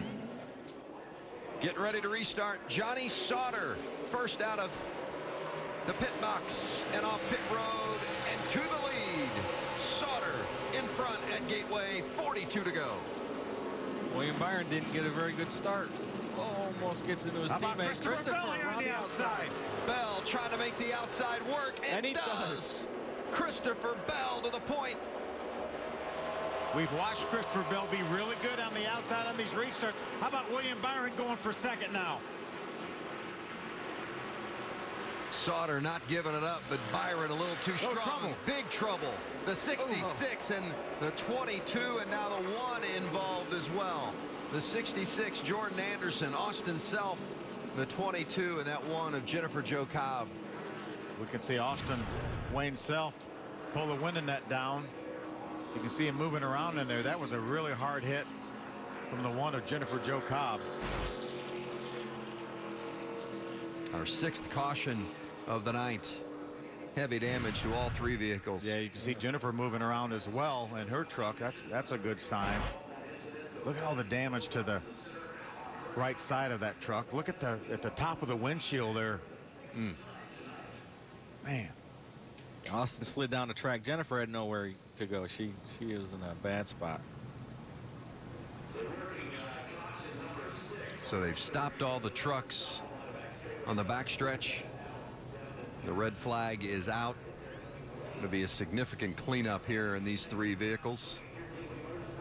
And I'm sure they want to make sure that the drivers are okay after that hard impact. So Jordan Anderson, Austin Wayne Self, and then Jennifer Jo Cobb, the 3rd person to the party.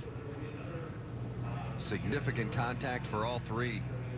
I was certainly glad to see Self and Jennifer Jo Cobb moving around inside. Big hits for both of those drivers.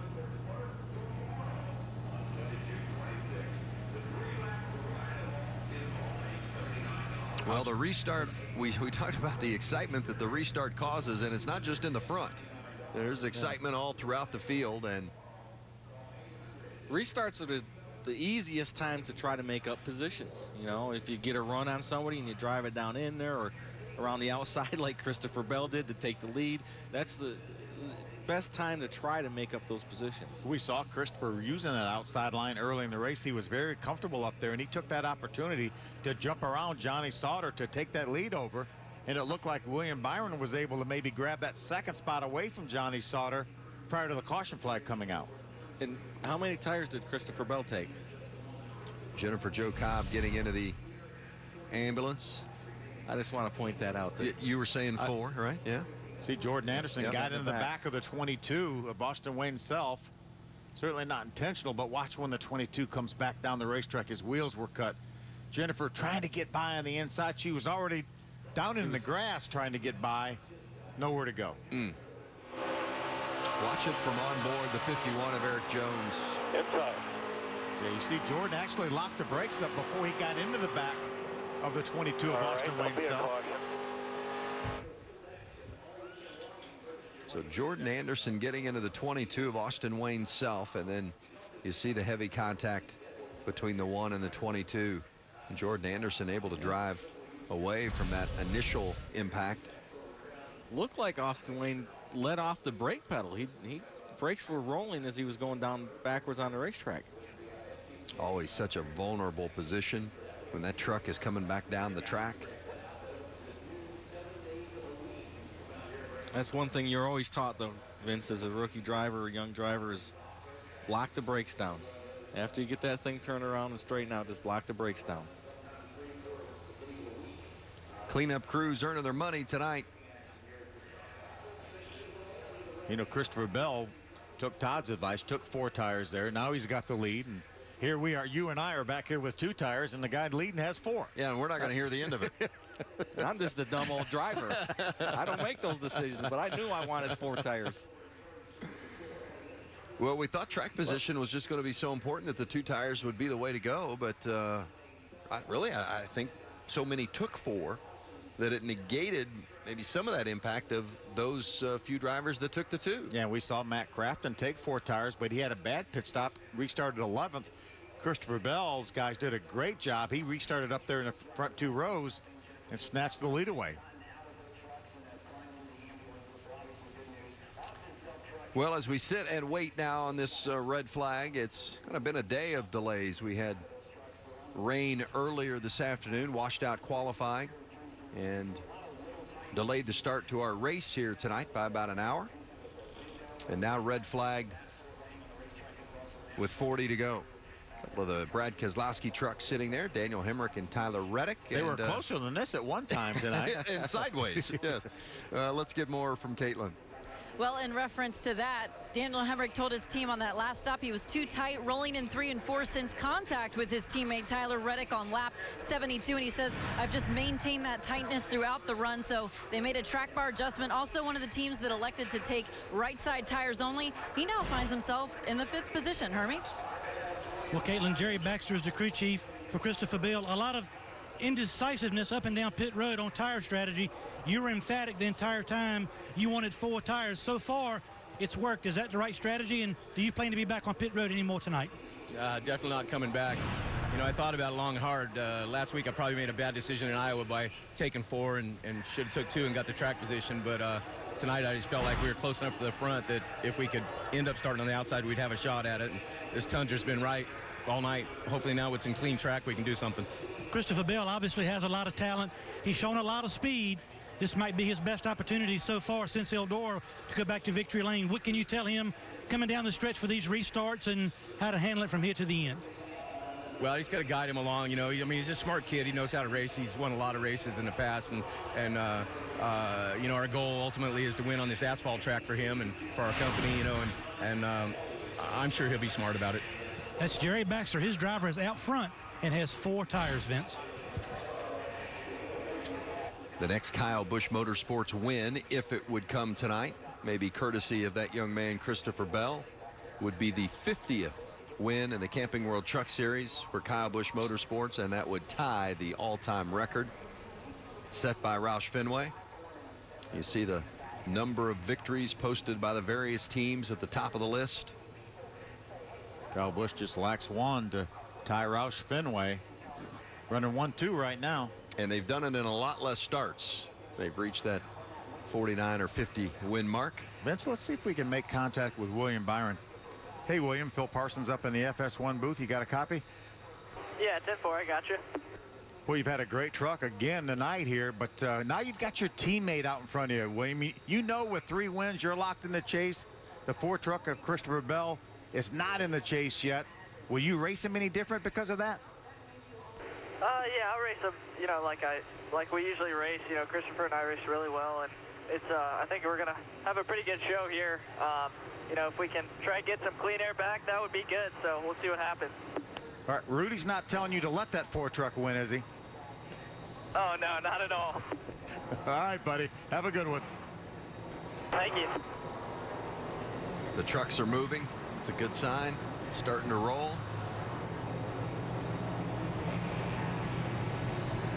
Restart will be so critical, guys. And there's a couple of drivers right there going to be restarting in that second row, Johnny Sauter and John Hunter Nemechek, that you don't want to count out either. Well, they're as aggressive as any drivers we have on this racetrack, too. And they know the time to go is on that restart. John Hunter right there. Good to see the trucks rolling. The red has been lifted. Red flag of about 6.5 minutes. We're going to go back to racing when we return to Gateway.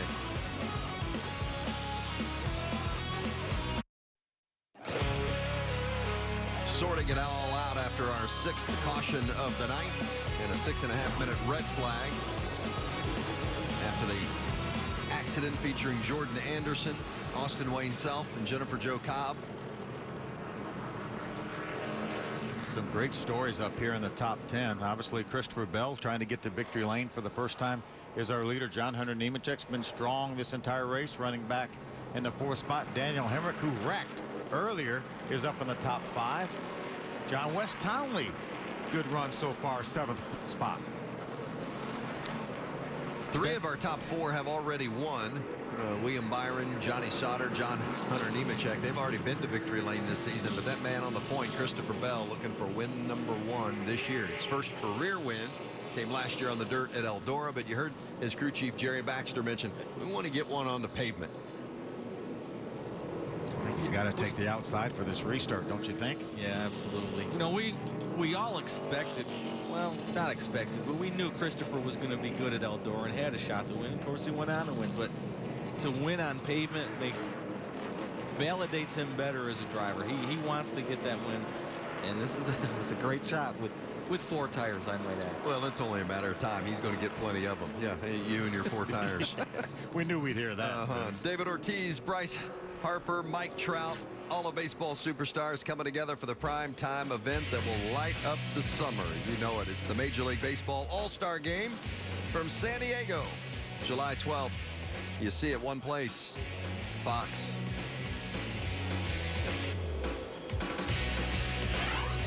Got some all-stars doing battle here tonight as well. Those 2 up front out of the Kyle Busch Motorsports stable, Christopher Bell and William Byron. Be followed closely by John Hunter Nemechek and Johnny Sauter. Sauter led 29 laps tonight to start the race. took the lead from the get-go and has not drifted far from it throughout the course of the night. There's Eric Jones had that contact earlier tonight. That's why he's back in the 16th position, has been trying to fight back from that. Still on the lead lap. There he is right there. That yellow truck with a damage to the left rear quarter panel. I like this outside on the restart. Christopher Bell chose the outside. He's got John Hunter right behind him. You know John Hunter's going to want to go with him. Pace car lights are off, telling us that we will go green this time by. So right on board with John Hunter Nemechek. Got a good look at those leaders. You know, we know that that outside line will have the momentum off of 2. Be interesting to see if John Hunter can stay with him. The outside line's been the preferred line on the restarts tonight. It's been the winner every time, and a lot of times we've seen that outside truck in the second row go from 4th to 2nd on the restarts as well. Christopher Bell is the control vehicle.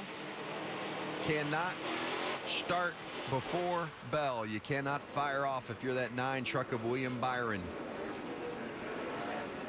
Pace car is off.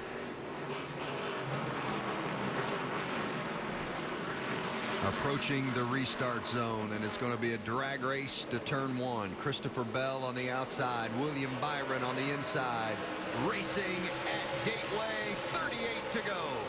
Great start by Christopher Bell. Boy, William Byron drives it hard down to the corner. Let's see if he can clear Nemechek. He's trying to clear Nemechek, hasn't been able to do it. John Hunter fighting on the outside.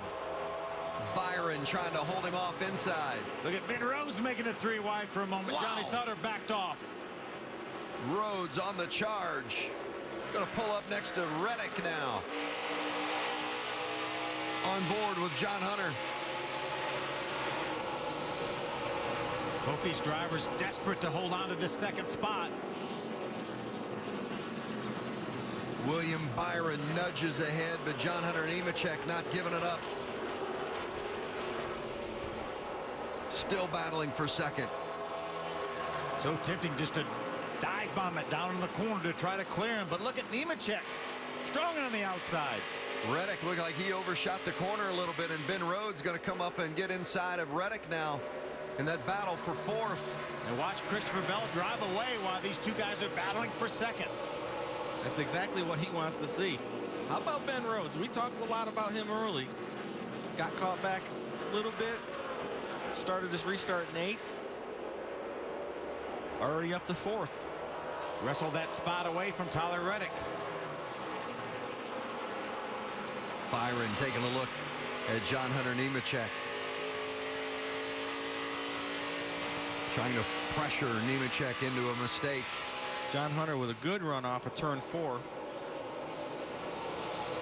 John Hunter was the fastest truck on the racetrack that last lap. He was a couple tenths of a second faster than Christopher Bell. Daniel Hemrick on the inside and Herman Quiroga on the outside as they fight for 7th. Great work by Herman Quiroga to hang in right around the top 10 all night. There's John West Townley that joins that battle. Cole Custer on the inside of Kaz Grala for 10th. Eric Jones going to jump to the inside with Cole Custer. Happy to report that Austin Wayne Self and Jennifer Jo Cobb both have been released from the infield care center, checked and released. See Spencer Gallagher battling back there. Spencer had a top 5 truck early on in this race. Slow pit stop cost him some track position. He finds himself outside the top 10 now. The Eric Jones and Matt Crafton, the 2 yellow trucks, just back in the distance there for 13th. 0-0 got a little loose in the corner. 3 wide into turn 1. Eric Jones trying to make it work on the outside. Crafton getting pinned down on the bottom.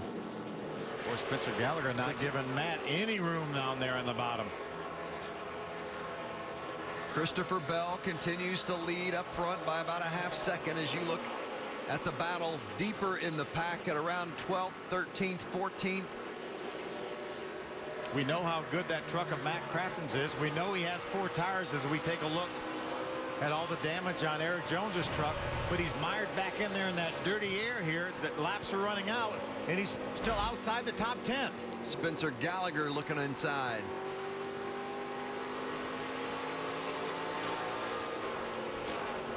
.30 to go at Gateway. When they come to the line this time. Matt Crafton trying to make the pass on Cole Custer. Just enough to clear him.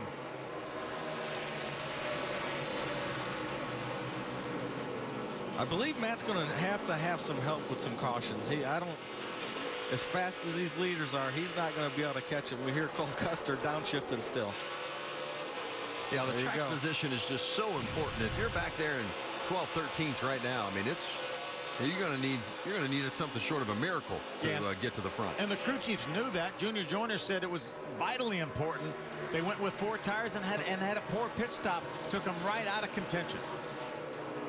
Herman running down Johnny Sauter. Great truck right now. This is the best we've seen him run all night. Herman Quiroga was supposed to run at Texas and did, finished 8th. Then was not supposed to be in the truck at Iowa. Matt Tifft was supposed to drive the truck, but Tifft suffered a back injury and has not been able to compete. So Quiroga, really right place, right time, had the opportunity to drive at Iowa and is in the truck here this weekend at Gateway. And they have a long relationship, Quiroga and Red Horse. Herman's actually the track record holder here at this racetrack, driving for Red Horse. Matt Crafton able to get by Kaz Gralla. That moves Matt up another spot to 12th. The laps are winding down, though. Todd, I think you're right. Matt probably needs 2 or 3 more cautions. He's going to need an awful lot of help, that's for sure. John Hunter Nemechek trying to close the gap on Bell. Every lap he's a little bit quicker than Bell. 1/10 of a second the last lap. Let's see what this one is. Still hanging around about a half-second difference. About 0.04 of a second faster that lap. Now once he gets to him, and then he's going to feel that aero tightness. Catching him's one thing. Passing him might be something completely different. See the time he's gained in the last 4 laps.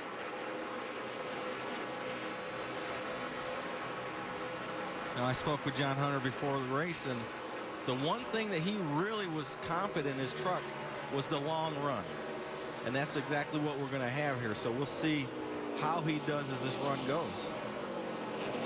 John Hunter Nemechek won earlier this season at Atlanta. That was his 2nd career win. He was about a 10th faster that lap also, so he's definitely running him down. Yeah, he's visibly catching him here.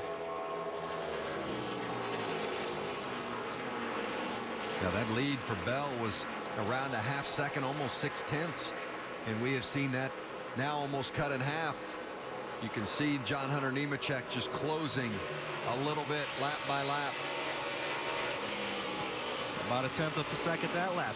You know, if you watch these two getting into turn 3, I spoke with Christopher before the race also. He said that the one issue he still had at this racetrack was getting into turn 3. Nobody coming. Jerry Kevin, the crew chief. Keeping John Hunter straight there. But 25 laps. Christopher said he still wasn't confident getting into turn 3. Wasn't sure about his braking and his let-off points, and it shows up there. I think that's where John Hunter is gaining on him just a little bit every lap. Meanwhile, Matt Crafton continues to dig from that 12th position.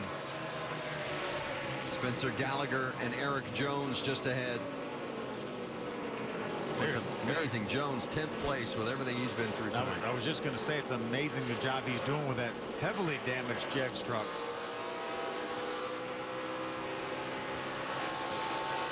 It's not supposed to be fast when it looks like that, is it? No, it's not. He shouldn't be running in the top 10, I don't think, right now, but Mona Mannion's had several opportunities to work on that truck, and sometimes you can put a little bit of a Band-Aid on it. I don't mean literally like the tape that's on that truck, but you can change the setup because of what you're losing aerodynamically.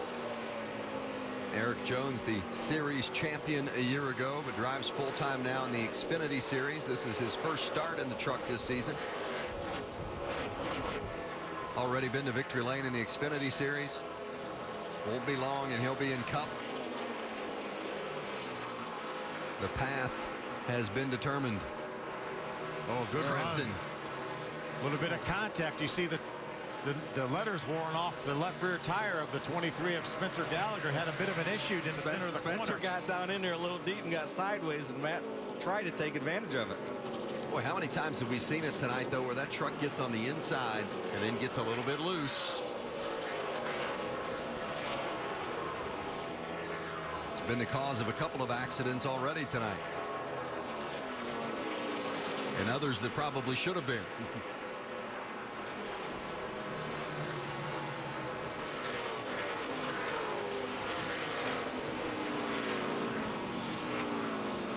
Matt's truck doesn't seem quite as stout. It doesn't have the speed that it had earlier in the race. And we know Clean Air is definitely faster, and he's back in the pack, so that's affecting it. But you see right there, a little sideways off of turn 2. Christopher Bell, the leader. John Hunter Nemechek trailing. Our Camping World, 20 to go. 140 down, 20 left at Gateway. Another 1/10 of a second that lap. He's within 2 or 3 truck lengths. Christopher Bell knows he's there.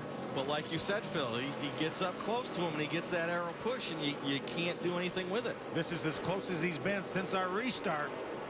See if John Hunter tries to run a little higher. He's back a little bit. It is going to be a battle. Christopher Bell in the lead, trying to get his first win of the season. John Hunter Nemechek closing the gap. More on the 4 of Bell with Hermie.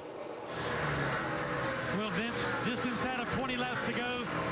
The advice from the crew of Christopher Bell is to slow down, back the corner up on entry, run the bottom of the racetrack. Do not allow the 8 to get below him on the racetrack, and also to try to take some of the air off the nose of the 8. We'll see if Christopher Bell can run about 18 perfect laps and win his second career race. Caitlin. Well, Hermie, today could be a little bit of a redemption story for John Hunter Nemechek. If you remember the Gateway race a year ago with less than 10 laps to go, John Hunter and the 88 truck of Matt Crafton were battling for that second position. He got into Matt Crafton, ended up taking him out, was relegated to a 4th place finish. And also looking at last week's race at Iowa, he had a very good truck, started on the pole, led 53 laps, but had to come back down pit road for a lug nut issue. They didn't have all the lug nuts tight on that 8 truck. Now they've brought that same truck from Iowa to Gateway this weekend, and it's been strong for him. He continues to hold down that second position on track. He does hold down that second position, but starting to lose a little bit. That advantage for Christopher Bell that was down to just a little over 3/10 is now back up around a half second. When I spoke to Christopher, Phil, one thing that he said is he watched a race from last year here, and he noticed that Eric Jones was running 3 or 4 Yellow feet. Caution's out. John West Townley brings out the caution with 17 laps remaining, and we're going to have a restart. Wow, John West was having a good run too, running up in the top 10. See the damage to the left side of that Zaxby Chevy. Roll right there. Get rolling. Certainly one of the best runs of the season for John West Townley tonight up until this point. Where move there, John? Townley won a race last year at Vegas. Hasn't been able to put it all together this season. Best finish of 7th at Atlanta, the second race of the campaign. But haven't been inside the top 15 since. See all the damage to the left side of that truck. Quite a bit of damage. Backed it in the left rear and then slapped the whole left side in. Yeah, that thing's hurt bad. Oh, another restart coming up. Well, that's what John Hunter Nemechek wanted, right? I mean, he had to have that. It's what Christopher Bell didn't want. And it's Matt Crafton. There's a whole bunch of guys that, with the exception of Christopher Bell, that wanted this restart. Everybody wanted it other than Bell, right? Watch that replay. It looked like Spencer Gallagher got in the quarter panel. Helped him around a little. Definitely got a little help. Hard hit. Tough break. And from their side of it, You know, it's not really a tough break. They got run into. You know, Right. I'm sure there was no intent involved with that, but nonetheless, the contact was there. Yeah, nothing John West just did wrong. And that's why sometimes we talk about finishing positions and guys having a good stretch or a bad stretch. And it's, the finishing position can sometimes be so deceiving, because John West Townley was having a good run tonight, a top 10 caliber run this evening, and he's not going to get that kind of finish. No, that's a shame, really. Get inside of 20 laps to go, and you get taken out of a top 10 run here.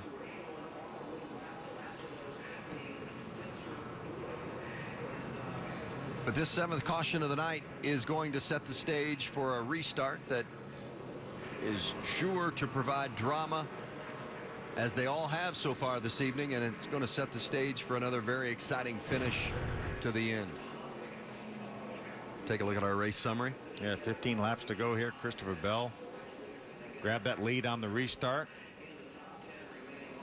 7 cautions, 34 laps thus far tonight. A quick break, and we come back for the finish.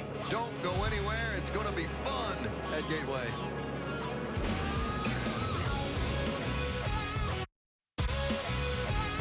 It's going to be an exciting finish. The NASCAR Camping World Truck Series from Gateway. 160 laps, 200 miles, and we are almost complete. We've just got a dramatic restart yet to go. And well, you know, when you look at the trends, the final green flag stretch has been 5 laps or less in 7 of the last 9 races here, so we may not be done with the restarts just yet. We had 4 green white checkers here back in 2004. That was the last week that we were allowed to have more than 3. Yep. All the green flag lead changes tonight have been on those first laps of a restart, so it has provided the excitement, and tonight it could very well provide you the winner. It's Christopher Bell will be the control truck on the outside, and John Hunter Nemechek on the inside. I tell you, the guy I'm going to keep an eye on right here, out in 4th position there, Ben Rhodes. He's in a good spot. That outside line has definitely been the mover. And he's had a fast truck all night. Well, and you've got William Byron there sitting on the inside of the 2nd row. And I know the inside line is not where you really want to be, but I mean, are you counting this kid out after what he's done in the last 2 weeks? No way. Maybe those guys up in the front row get racing side by side off for 2. William makes it 3 wide, getting down into turn number 3. Who's it going to be? A late restart at Gateway. They're coming to us, and the pace car is going to pull off. We're going to get down to business. The control truck is that 4 of Christopher Bell. John Hunter Nemechek on the inside. Is this going to determine the winner? We're about to find out. Green at Gateway. John Hunter got a good start. What a great start for Nemechek. Oh, and he really forces out. Watch the 9. Watch the 29. Bell got forced way up the track. The 29 now of Tyler Reddick trying to get to the front. Ben Rhodes is pushing. Nemechek on the outside. All kind of contact into the wall. Sorry. No caution. Keep going. The caution is out. A lot of damage. Matt Crafton, hard driver's side in the wall. Got all the damage to Reddick's truck.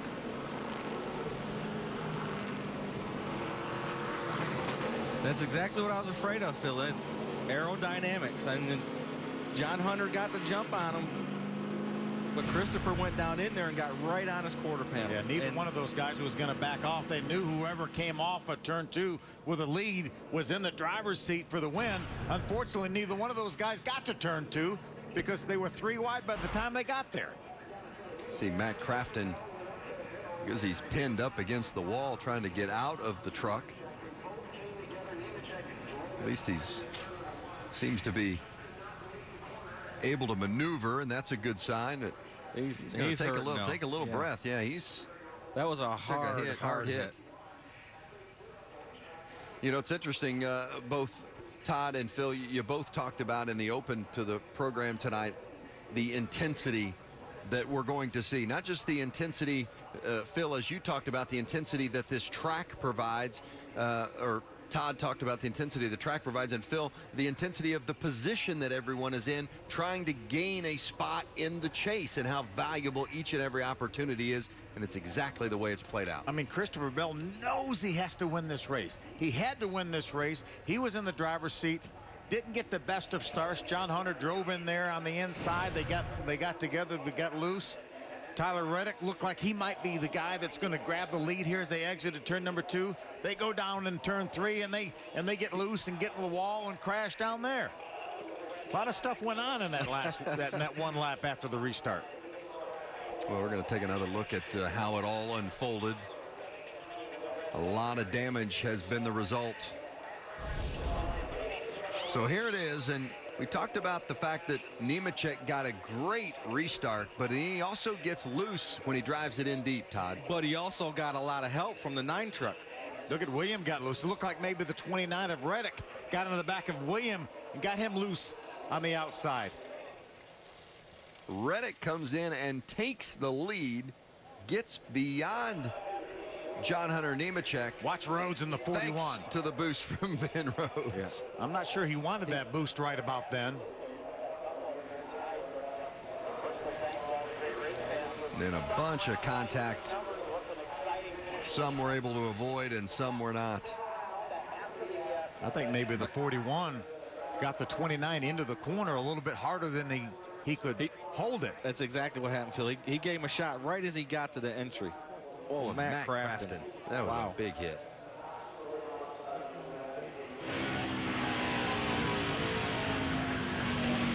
On board here with Reddick. 41's inside. Hang on to it. Lock it down. Lock it down. Couple hard hits there for Reddick. On board the 8 of Nemechek. One underneath. There's 2 of them underneath here. 1. Oh, he run you up. Boom, hit the fence. Sorry. Keep going. Keep going. Yeah, hard hits for those guys. Man. Now that 41 of Ben Rhodes gave a pretty good shot there. Might have started that incident, or at least started moving them up the track. And you don't need hardly anything. They're already getting the corner as hard as they can get into, and then you shove them in there a little bit faster than they can hold it. But I'm going to defend Ben just a little bit on this. I don't think he did that on purpose. Oh, I'm not saying that at all. When you get to the corner and you're that tight behind the guy in front of you, you kind of lose your braking area. You don't, your normal line of sight and what you've accommodated with your braking point, you lose that. You don't see it. So he got there, and unfortunately gave him a shot getting in. Not necessarily faulting him for doing it, but just got to point out the fact that he did. Right. Watch the 19 of Daniel Hemrick. See him outside of Johnny Sauter. Watch him sneak through here. In between Christopher Bell and Johnny Sauter. Being shown in the 3rd spot right now.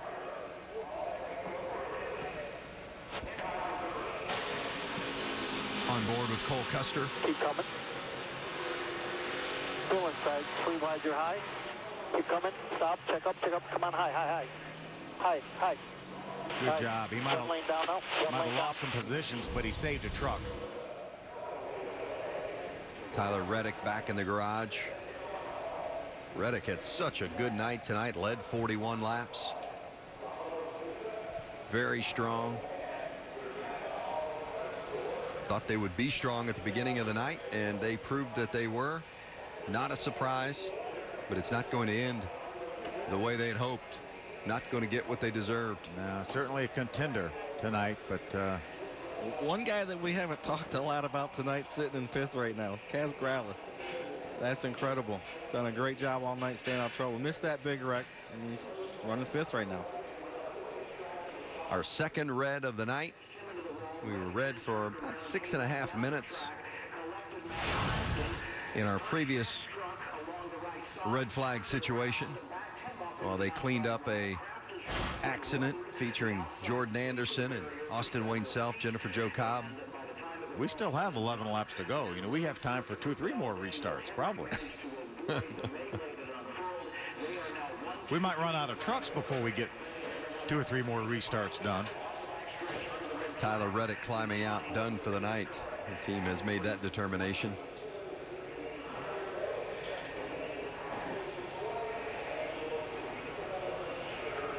After this race tonight, we'll be off for a week, and then we'll go to Kentucky, Eldora, Pocono. He's talking about the different types of racetracks that we run in this series from week to week to week. Then Bristol, Michigan, up to Canada for the road race. We're going to need a week off after this one, I think. Well, I wish I could go race Pocono. Hermes with Tyler Reddick. Well, Tyler, you climbed out of your truck, came down to the garage at first. We'll let you see a replay, then you can comment on it. First of all, are you okay? Oh, yeah, I'm fine. We were able to take really good advantage of what happened there on that restart. Everyone kind of got into each other.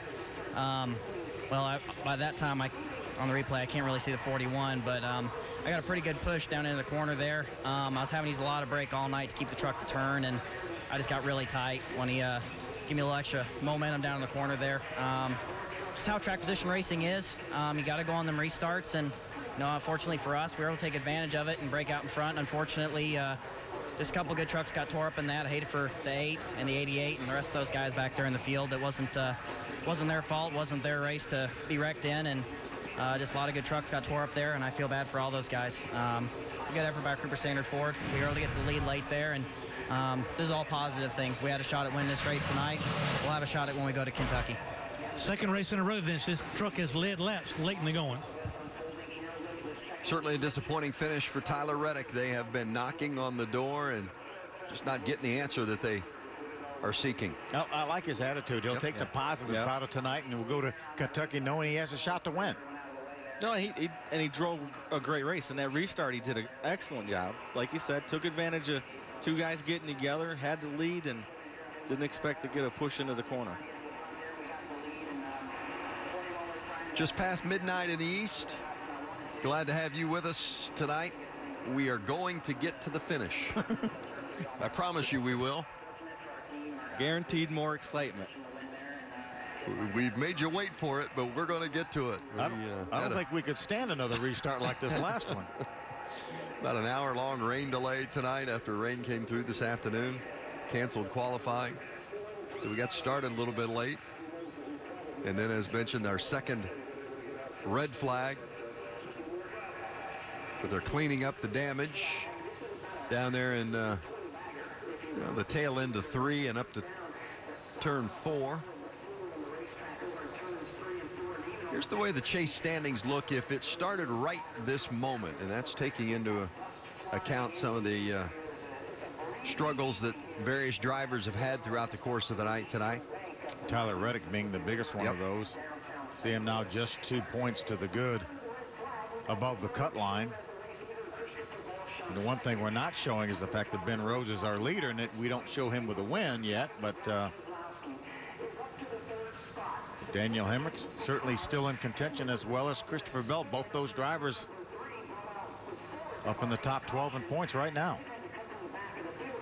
Boy, how quickly it changed for Christopher Bell. Leading the race, and without a yellow, I think it was going to be very, very difficult for John Hunter Nemechek to catch and pass Bell in the final laps. So Bell looking at possibly his first victory of the season. Now he's going to have to go through a restart. We saw all the damage Tyler Reddick got out of the wreck, and John Hunter's got a fender down on his right front. He's going to have to pit, so he's going to lose all the positions that he's in 7th right now. We still have 20 trucks on the lead lap.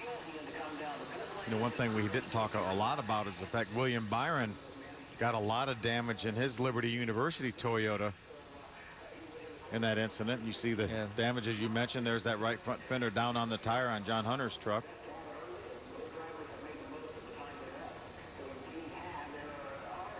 A lot of damage to that 8 truck. Yeah, that's 2 years in a row John Hunter at the front of the race, at the end of the race, and gets caught up in a wreck. The restart when we come back. It may not be the last one, but we guarantee it's going to be exciting. Don't go away.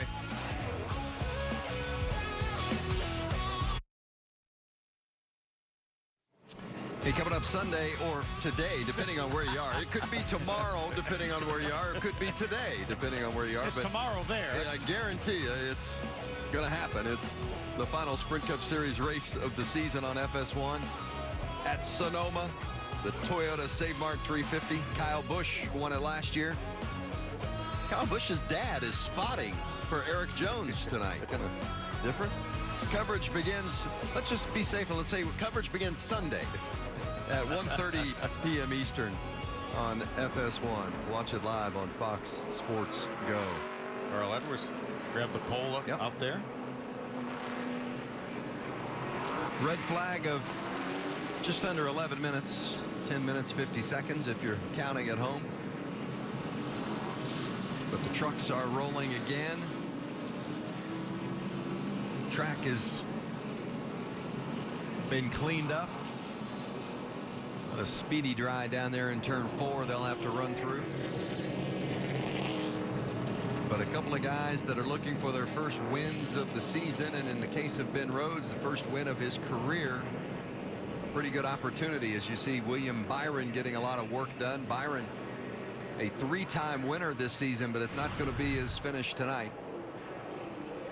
So his string of back-to-back victories will come to a close. Yeah, William got run into as they got down in turn number 1, and then also got a piece of that incident over in 3 and 4.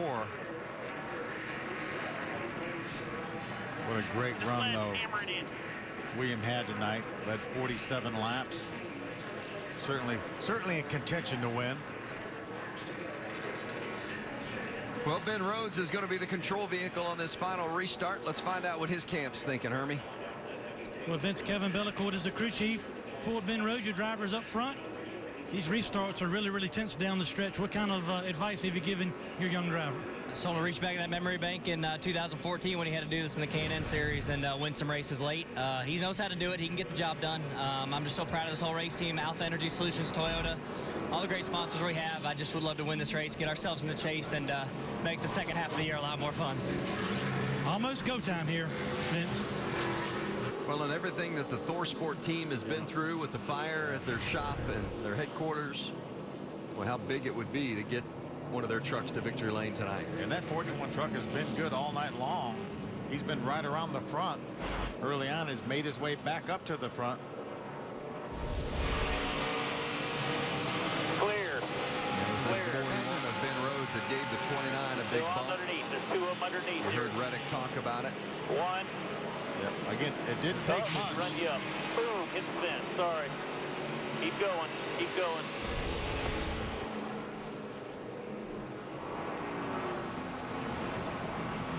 This is going to be interesting now. We got these 2 kids on the front row again. We assume that Ben Rhodes will take the outside, and he will have Johnny Sauter, the 21 truck, right behind him for this restart. Coming to 1 to go on this restart here with about 8 to go. I've been in that position. That's a little scary thought, let me tell you. How about Eric Jones running in the 6th spot with all the damage in that Jegs truck? Kaz Gralla doing a great job. You mentioned it earlier, Todd. Right now running in the 5th spot. Looks like John Hunter's going to stay on the racetrack and hope that right front tire holds out. I hope it does. Drivers given the 1 to go signal. The lights on the pace car are off. We'll take the green. There will be 7 laps remaining. We may not be done with the yellows yet. We have a good opportunity for a couple more, I think. One thing about John Hunter's right front, when that truck does travel down, that right front tire goes in. Yeah, gains camber. Gains camber, gains clearance, so it probably is going to be okay. Tierman Caroga doing a super job here. Something for Matt Tiff. Did a great job to miss that wreck. Yes, he did. Running in the 8th spot right now. Ben Rhodes in the 41 will be the control vehicle. On his inside will be the 4 of Christopher Bell. And in his mind, Ben Rhodes said, this is the most important restart of my entire life. Right here, right now.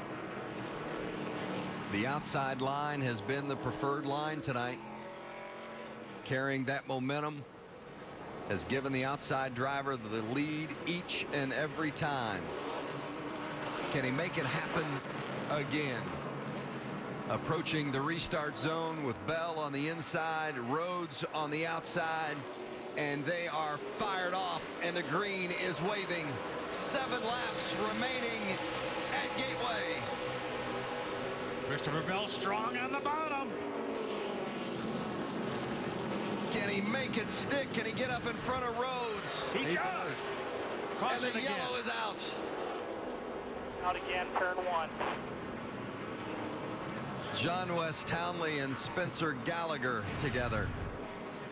Remember, these guys got together before when John West got turned around into the outside wall. Yeah, I'm going to say this time it's not coincidence. Well, these trucks are both very heavily damaged, and this is going to be a little more cleanup time.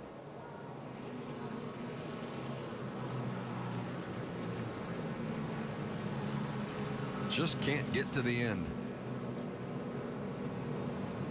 Spencer did an outstanding job tonight. Had a great truck. Was up in the top 5. Got behind a little bit with some struggles on pit road. But it's going to end right here. We've been told that Matt Crafton has been released from the infield care center. Declined the opportunity to speak with our reporter as John West Townley and Spencer Gallagher exchanging words. And oh, they're going at it. This is going to be good here. Hope the trucks aren't coming. John West Townley and Spencer Gallagher down there in turn 1. And there's points for a takedown. And the fans are loving it. Townley and Gallagher. John West Townley landed a couple of good blows there.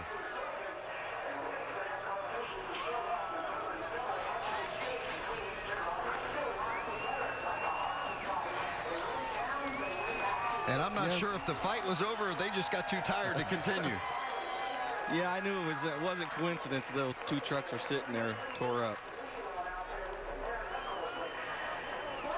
With John West Townley and Spencer Gallagher will be going to the NASCAR trailer after the race for a little sit down. Well, they're going to go to the infield care center first, fortunately in separate ambulances, and then they will have to go to the NASCAR hauler and await the officials after the race to have a chat. And how does that chat typically go, Phil? Usually not well. Todd, if you're on that side of it. Share a little of your experience. I was joking with the officials earlier. I actually had my name embroidered in one of them chairs in that hauler for a while. Yeah, that's not fun. I've been in there a few times, not for fighting, never for fighting, but it's never a fun conversation. I can tell you that.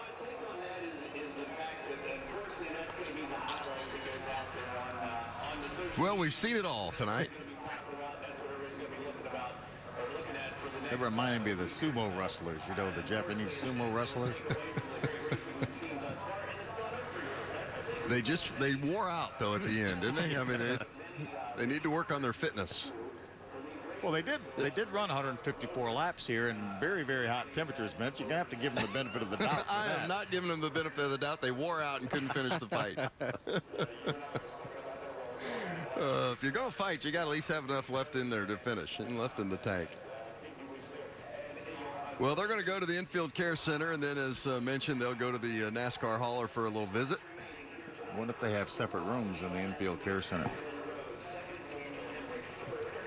They did take them in separate vehicles. Okay. Okay, now here's the wreck between these two from earlier this evening. Right there in the middle. Spencer tried to get down under him and looked like John West came down on him. Hard to tell from that angle how far. Yeah, it's late there. It's a little hard to tell how far up under. So that's the most recent collection, and then this. There was a takedown there. going to get another takedown here in a minute. You get points for the takedown, right? You get two points for a takedown, and this is another, right? That's a takedown for Spencer. So it's 2-2. 2-2. Yeah. That's an Is that escape. an Yeah, escape? that's an Because he got to escape. his feet as an Yeah. escape. And see, I think you got to have a point for blows landed. Yeah. It's 3, 4, 5. Yeah. And now the tired out part's coming. Yeah. Kind of look like they're dancing right there. So I'm going to give that to John West Townley on a decision. Points. Yeah, I think so too. Joe figures 8-2. Our statistician here keeping track of everything. 8-2 in favor of the 0-5. Yeah. John West Townley. Boy, and the cleanup is massive. And we are red for the third time tonight. This race would never end. I wish you wouldn't use words like never. Okay, let's talk a little bit about the restart now.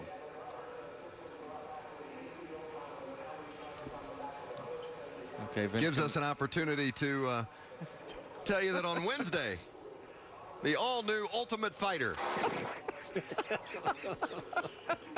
women's bantamweight champion Miesha Tate pays a surprise visit to Team Claudio practice, and 2 strawweights face off in the octagon. I'm sure I mispronounced that word. Not octagon. I think I got that one right.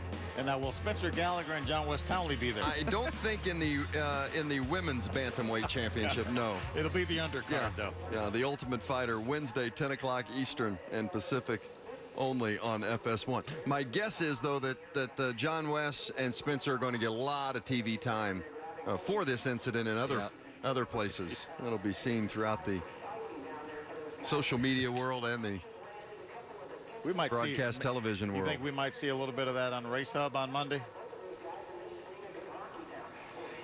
Let's watch the restart here and see if we can find out exactly what happened on this Well, the most important situation thing is who's going to have the lead here.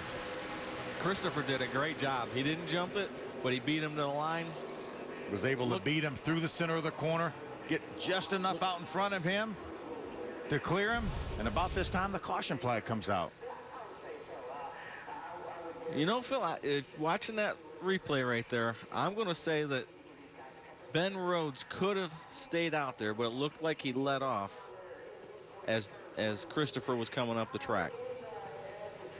If that's the case, I'll give him some credit for that one.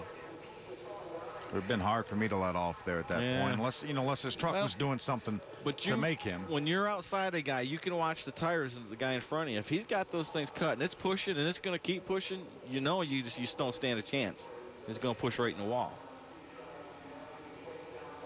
Well, just to confirm, the 4 of Christopher Bell is the leader, will be the leader when we restart the control vehicle. And I'm sure Ben Rhodes is kicking himself because he was the control truck on that restart and he wasn't able to hold the lead.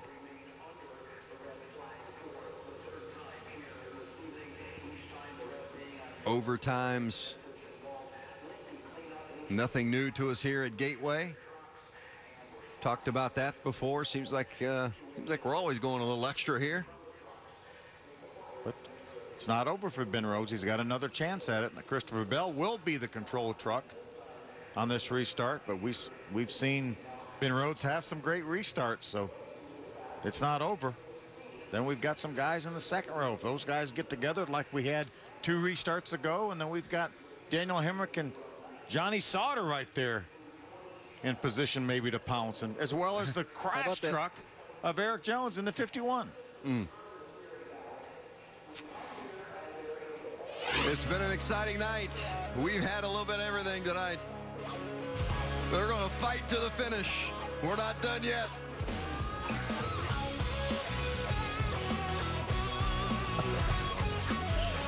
Gonna fight to the finish.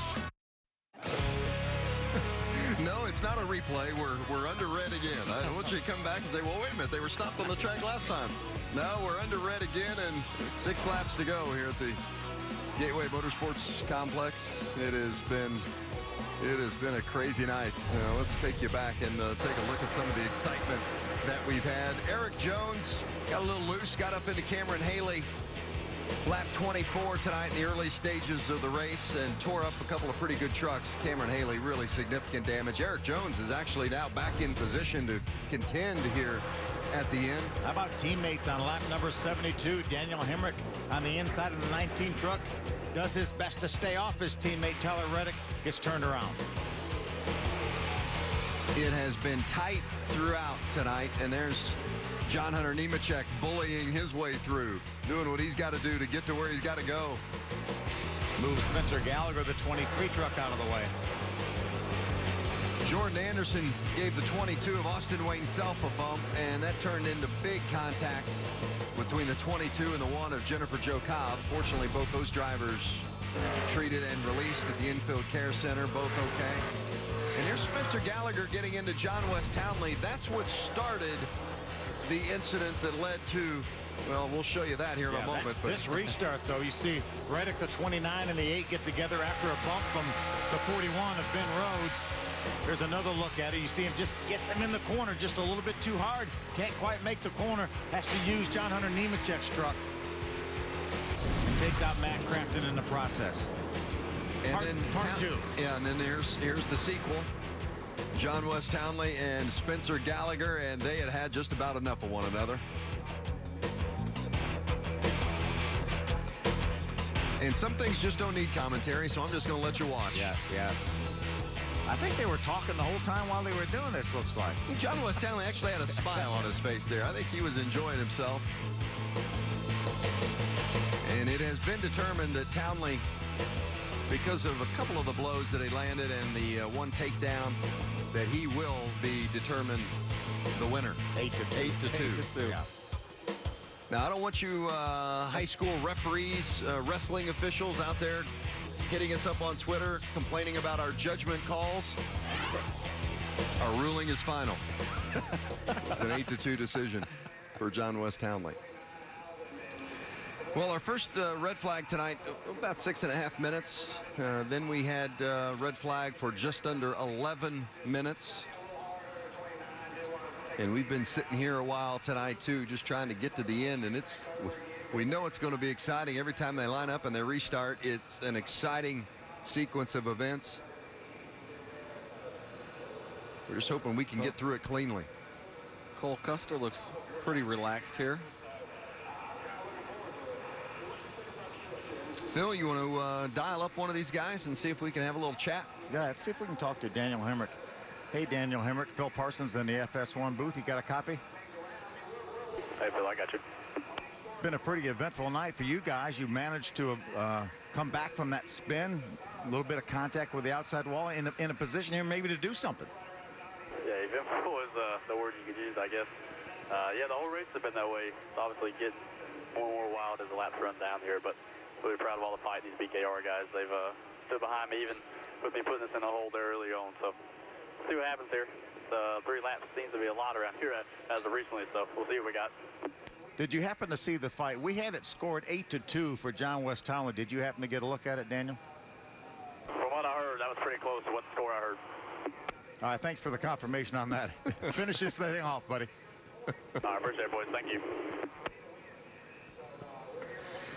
Well, the red has been retracted, and we're now going to have the yellow wave, and that's a good sign because that means the trucks will roll.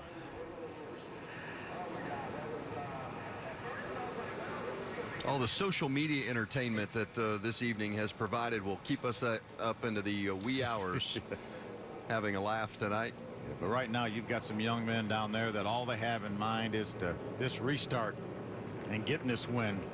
Maybe getting in the chase if you're Christopher Bell or Ben Rhodes or Johnny Sauter, getting that second win of the season. Daniel Hemrick maybe getting win number 1 of his career. Hey, the way this thing has played out tonight in so many instances, I'm not counting myself out if I'm 5th, 6th, 7th not at this all. point. Absolutely not. Yeah, you know that they can go down in the corner. We've seen it almost every restart. Somebody's going to get loose, get sucked around, and get in each other, and the 3rd, 4th place guy ends up with the lead. You cannot count yourself out at any position at this point. I think if you're anywhere in that top 6, 7, 8 drivers. Not to mention whether or not we might have another caution if we have more contact on this restart, as we have seen time and again. We can't rule that out for sure. You know, most racetracks we see the restarts, the guy in third, that's we don't want to be the guy in third. Well, right now I'm not so sure I would want to be him because of exactly what we just saw happen. That's Johnny Sauter right now. Well, if the first 2 trucks would happen to push up the track, that kind of blocks that guy in the second row on the outside. Yeah, that would be Daniel Hemrick. Which would be Daniel Hemrick, which would then open the door really for the driver on the inside of the second row, which would be Johnny Sauter. It's been fun here, and we're going to continue the fun all season long. In a couple of weeks, we'll be at Kentucky, Thursday, July 7th. Qualifying and racing all on the 7th of July. Mark it down on your calendar. Maybe a rematch. After everything you've seen tonight, I don't know how you could possibly not just go right to your calendar right now and circle July 7th. Just lock it in. Get to that DVR and make sure you're on record. Remember, basically a new racetrack at Kentucky. They reconfigured one of the ends of the racetrack and repaved it all. Fast speeds there in Kentucky. Well, they've just waved off the restart, so they're going to add one more lap here. So it'll be 2 to go at the line. Boy, turn 4 has had a lot of busyness going on down there, and the cleanup crew down there is going to be tired down in turn 3 and 4. And they've done a terrific job. Yes, they have. There's been a lot of action at that end of the racetrack tonight. Hey, the crowd was good tonight. We saw a lot of people pouring in earlier, a lot of traffic getting into the track. Past some of their bedtimes at this point, I'm sure, but we have seen a lot of fans here really enjoying the action at Gateway tonight. I haven't seen anybody leave either. Rain definitely didn't keep them away. Nope. We're going to restart with 2 to go. We have 4 to go now. We're going to get 1 to go with 3 to go. So we'll restart with 2 to go. That will not be an overtime situation. Nope. We will still be in regulation at that point. That sounded like a Dr. Seuss rhyme. Make sure you get the tires cleaned off. Been a lot of debris. Get some heat back in them. Get some heat in them. Get them cleaned off. Be ready to go on this restart. You don't want to spin the tires on this restart. And here at Gateway, you got to get a little heat in the brakes too. You don't want to sail off into turn 3 with no heat on the brakes. So they'll come to get 1 to go right here, and they'll line up, get in position. And there will be 3 to go here at the line. Did Christopher Bell take the inside? Christopher Bell has chosen the inside for this restart, guys. Wow. I guess he felt like he lost the restart before from the outside. Spencer Gallagher, by the way, has been released from the infield care center. Declined opportunity to speak. So we basically have a carbon copy of the front row of the last restart, so we'll see who wins this battle.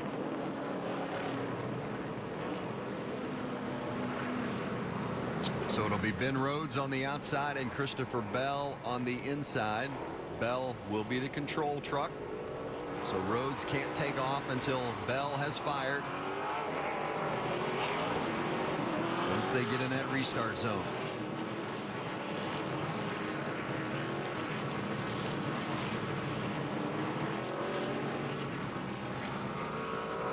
The lights off the pace car. I wonder if he feels like he can clear him by turn 1 and be in the control truck. We'll find out. Christopher Bell on the inside, Ben Rhodes on the outside of row 1. It's Johnny Sauter and Daniel Hemrick in row 2. The green is out, racing to the finish at Gateway. Christopher Bell into turn 1, but Rhodes on the outside. Bell still hasn't gained the full advantage. Now does and slides up in front of Rhodes. Christopher Bell in the lead. Side by side for third. Looks like Hemrick has it now. Bell in the lead. Ben Rhodes in second. Daniel Hemrick in third. Bell coming to the white flag. The final lap at Gateway. Rhodes closing the gap into turn 1. He's got one more corner to do something. Perfect lap here, bud. Ben Rhodes is there. Bell trying to hold off Ben Rhodes as they go into 3. Rhodes down to the bottom. Christopher Bell off turn 4. Rhodes isn't going to be able to make a move. To the checkered flag is Christopher Bell, his first win of the season. Victory at Gateway. Oh yeah, guys. Thank you guys so much for believing in me, man. I got the best team in the pit.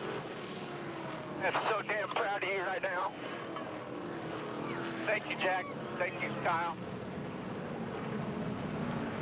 Win number 50 for Kyle Busch Motorsports, tying the all-time record. Christopher Bell, his second career win. He won last year at Eldora and so badly wanted to get it done on the pavement. Jerry Baxter told us that earlier tonight. We want to win on the pavement, and you have done it, sir. That's the second time in the last 3 years that Jerry Baxter is going to victory lane. He went with Bubba Wallace in 2014. And let's not forget the strategy call that Jerry made. We knew it was going to come with the four tires, right? He took 4 tires and won the race. Right. You're right. He did, Todd. He did. How long do you think we're going to have to hear about that? Forever. But you and I called 2, and I'd he say said forever. Yeah, exactly. Hermie with a very happy crew chief. Well, your strategy paid off, and you had to endure some restarts and red flags, but your guy got the job done tonight. Congratulations to your team. Damn, I got to tell you, I'm so proud of that kid. Thank you, Rudy. I'm so proud of that kid, the job he did, and we made the right call this time compared to Iowa. But I just want to thank KBM and Toyota, Jack, Tyler, everybody. This is special. KBM going to victory lane. Happy for that man, too, Jerry Baxter. He has prepared some really good trucks for Christopher Bell this season, and they haven't quite gotten the finishes out of them that they had sometimes deserved. Some of that was of their own doing, and some just misfortune. But tonight, they got it done, and they're going to victory lane. Win number 50 for Kyle Busch Motorsports. They'll remember this one for a long time. Yeah, an impressive win by Christopher Bell and an impressive job driving this entire night. Ben Rhodes brought it home second. Daniel Hemrick third. Johnny Sauter fourth. Eric Jones round out the top 5. It was a thriller tonight here at Gateway. We're going to hear from the winner, Christopher Bell, when we return.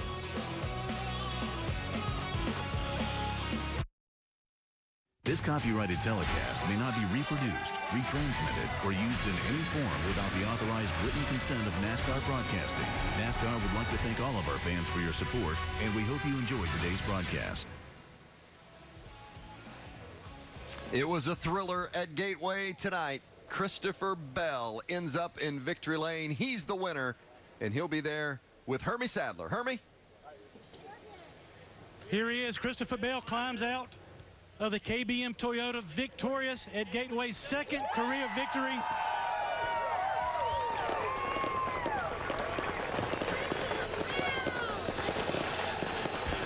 Well, this race took a while. A lot of ups and downs, a lot of emotions, but you won at Eldora last year, but everybody in this garage knew that you wanted to win a race on pavement and do it in a hurry, and you did it tonight. Congratulations. Dude, this one's for my guys here, man. My guys, they deserve this one. We've been so fast all year long, and well, I've just kept making a lot of mistakes. But, man, I just can't say thank you enough to all the guys at Toyota, TRD, JBL, everyone at KBM, all my pit crew guys. They did an awesome job tonight, and track position was everything. And, man, we got awesome motors underneath the hood of these things, and all the guys at JGR, they never give up and keep digging. This race came down to restarts. Walk us through that final restart that you secured the lead and went to victory lane? Well, you know, I had one restart there as a leader earlier or late in the race, but, you know, a couple of them back where I picked the top and got used up a little bit. And so I figured, you know, the safest thing was going to be to run the bottom because I knew my truck was turning pretty good. So this guy right here, he's the man, let me tell you. How about that? How about that? Thank you, Jerry. Christopher Bell and joined in victory lane by Jerry Baxter. Happy victory lane for the 4 team, Vince. What a thrill for that group. Long time coming, but it won't be their last. Christopher Bell adds his name to the chase list. Those that have put one in victory lane. We can finally add another one. It's been so long since we were able to do that, but Christopher Bell jumps up in that 5th spot here. Timothy Peters still about a race to the good. Ben Rhodes was second tonight. He's with Caitlin. Well, Ben Rhodes comes home in the 2nd position. A career best finish for you. Did you feel like you had anything for Christopher Bell at the end? Well, you know, he had a really loose truck, and that's what you needed at the end of the race. It just got tighter and tighter as the runs went on, and I was way too tight, but I was making some good ground on the outside. He came up on us a little bit, which is fine. It's racing for the win at the end, and he did an awesome job all night. He raced everybody clean with respect, and you know, that I think we could use a little more of that in our series after this crazy Drivin for Linemen 200. But man, I had a blast tonight. The guys on our Alpha G Solutions Toyota Tundra worked their butts off all week, and I can't thank them enough for what they've done. A career best finish of 2nd is great, but after tasting it for 4 times now and haven't been able to go home and get it, that's been tough. But hopefully here soon we're just going to keep pushing forward. Nice job. Ben Rhodes comes home 2nd here at Gateway.